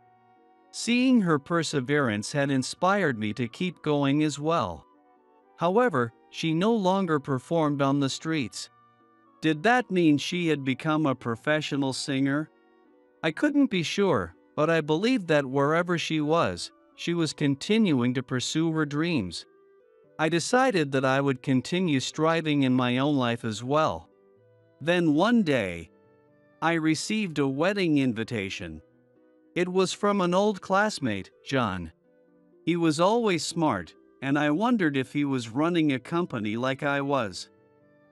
Either way, since he took the trouble to invite me, I decided to attend. It's been a while, John. Wait, is that you, Chris? What are you doing here? What? Did you actually get an invitation? Wow, my team really messed up. What do you mean? At my level, I don't even bother with writing my own wedding invitations. I had my staff handle it all. But I can't believe they sent one to you too. Well, since you're here, I guess it's too late to do anything about it. John said this with a smug grin. Looking back, I realized he'd always looked down on me, even when we were in the same class. It seemed that even now, as adults, his basic personality hadn't changed. Whatever. So, are you planning on staying for the whole thing? Well, I came to celebrate your wedding, so yeah. Just make sure you don't embarrass me in front of my wife, alright? She's a famous idol, after all. And I've got some friends from Harvard too. So don't make me look bad. I was stunned into silence by his words. He had always been smart, but Harvard was one of the top universities in the world. At the time, I never imagined he'd become someone recognized on a global scale. Harvard University. That's really impressive. Yeah, well, people like you and I are just on different levels. Despite his impressive achievements, I couldn't help but wonder why his personality was so unpleasant. But this was his wedding day. It would be inappropriate for me to cause any trouble here. With that thought, I made my way to the guest tables. Hey everyone, long time no see. Oh, you're here too. Man, John marrying an idol, that's something to be jealous of. Yeah, he did mention something like that. I wonder who the idol is. What? You don't know? You haven't been watching TV lately, have you? You're so out of touch. When I said that, everyone around me started laughing. Was it really such an unusual thing? I wasn't very familiar with idols, and I'd been so focused on running my company that I barely watched TV or spent time online. Since my health supplement business primarily targeted the elderly, I hadn't focused much on social media marketing, which might have contributed to my lack of knowledge. She must be really famous. Well, John is a Harvard graduate, so I guess it makes sense. As I was saying this, the bride and groom entered the room. I wondered who this famous idol could be. I watched them with curiosity. And the moment I saw the bride's face, I felt a chill run down my spine. I was completely speechless. Thank you all so much for being here today. The bride began, her eyes locking directly onto mine as she spoke. Our eyes met, and I felt my heart begin to race. Normally, there's a set order to follow, but since this is my wedding, I hope you'll forgive a slight breach of etiquette. There's someone I want to thank first. Mr. Chris Tanner, sitting at the back. The bride smiled warmly and pointed at me. It was her, the street performer I had been searching for all this time. I never imagined that she had gone on to become an idol after leaving behind her street performances. "Could you please come up here?" She said this to me. I wasn't sure what to do, but with encouraging gestures from the people around me, I made my way up to the stage. Even John, the groom, seemed clueless about what was happening, just like everyone else. "It's been a long time. Do you remember me, Chris?" "Of course I do. It's really been a long time. I'm shocked to see you here." I felt a bit embarrassed, not only because it had been so long since we last met, but also because of all the eyes on us. Before we start the ceremony, I'd like to share a little about myself. It's no exaggeration to say that I'm here today as an idol and now marrying John because of Chris. He was the one who pulled me out of the darkest time in my life. Tears welled up in her eyes as she spoke. John was visibly taken aback by her words. Could it be that he knew what she had gone through? But I was utterly confused. She had saved me, but I couldn't recall doing anything significant for her. Why was she saying this? As many of you might know, I started my career by doing street performances. I worked hard for years, but I wasn't successful either as a singer or as a person with any real presence. I was ready to give up when I met Chris. What? I was putting on a brave face, pretending to be confident, but I had just lost my beloved mother and was at my breaking point. But Chris, he kept coming to my performances and encouraging me. He always said, "I'll be back to see you again." You can't imagine how much those words meant to me. They gave me the strength to keep going, knowing someone was waiting to hear me sing.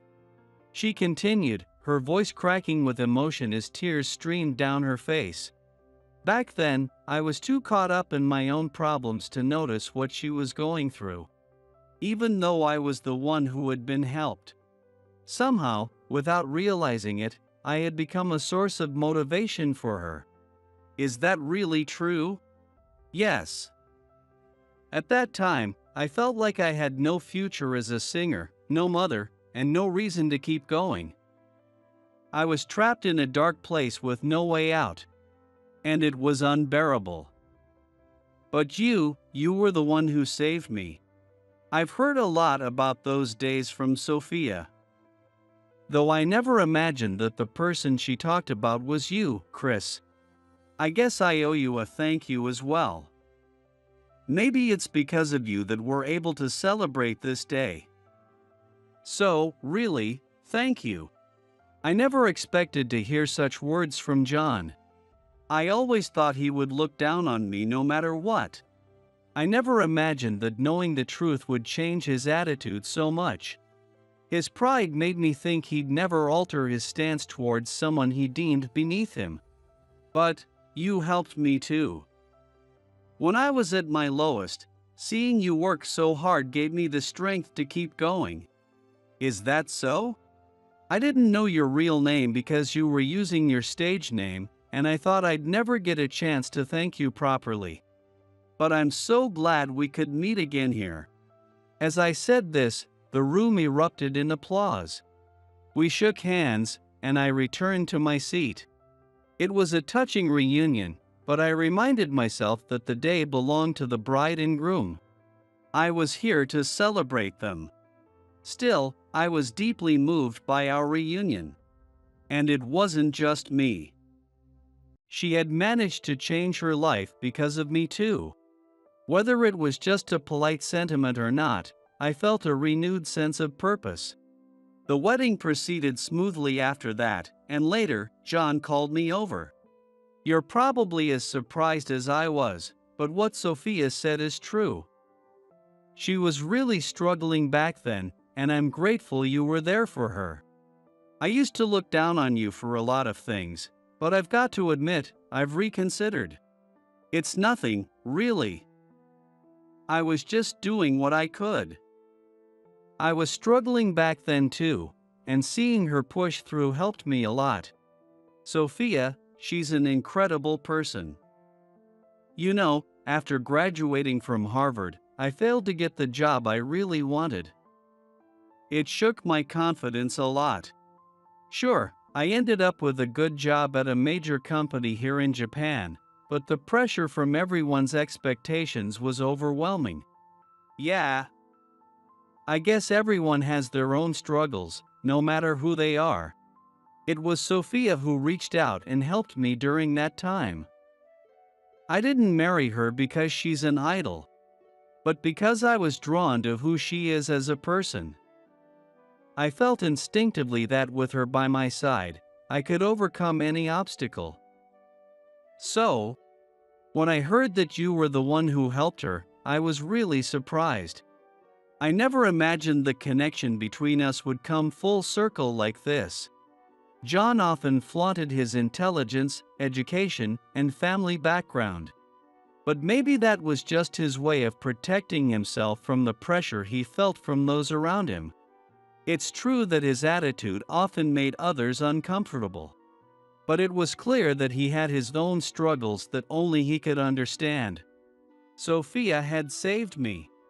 And without realizing it, I had somehow saved her too. And now, this had all come back around to help someone I once resented. Life is full of surprises, and the connections between people endure in unexpected ways.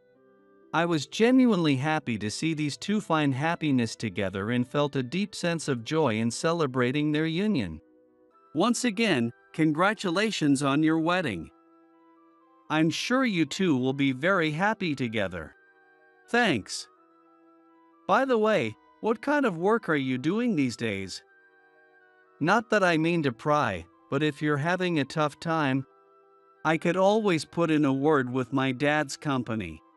No, actually, I started my own business after everything that happened. I realized I couldn't keep going the way I was. My mom's watching over me from heaven, and I didn't want her to worry. So, I scraped by and put everything into it. And now I run a company that sells health supplements. That's amazing. I had no idea you were working so hard. We both have our challenges ahead, but let's keep pushing forward. I'm rooting for you. Thanks. John then moved on to greet the other guests. I thought he hadn't changed since high school, but maybe that was only on the surface. Perhaps, deep down, he had always been a decent guy.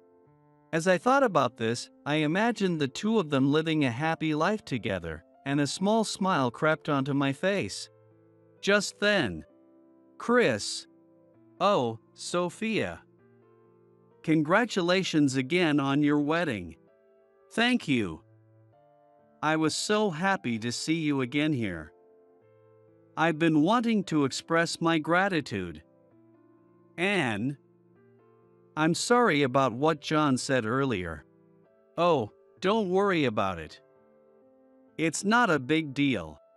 It seems she was aware of our earlier conversation, likely from John himself. But I wasn't bothered by it anymore, especially after learning about his true feelings. John may say some harsh things, but deep down, he's a good person. He's generous with his time and money when it comes to helping others. That's why I decided to marry him. And because of his status, a lot of people approach him for the wrong reasons, such as money, connections, or just to use him as a stepping stone. So, please stay close as a true friend he can trust. Of course. I look forward to keeping in touch. I gave a small bow and then left the wedding venue. After that, life returned to normal. I was busy with work every day, but lately, I've been feeling a bit more fulfilled. I've made some new friends, a couple who invite me to outdoor activities like barbecues and camping on the weekends.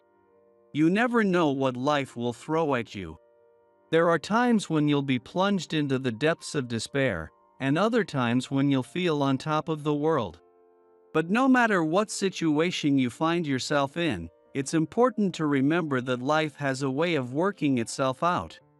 No matter how much pain you endure, or how harsh the reality you face, things won't stay the same forever. If you keep fighting and pushing through, you'll eventually find a way out. And another thing that's crucial is the connections between people. I plan to continue valuing those connections and my own life as I move forward.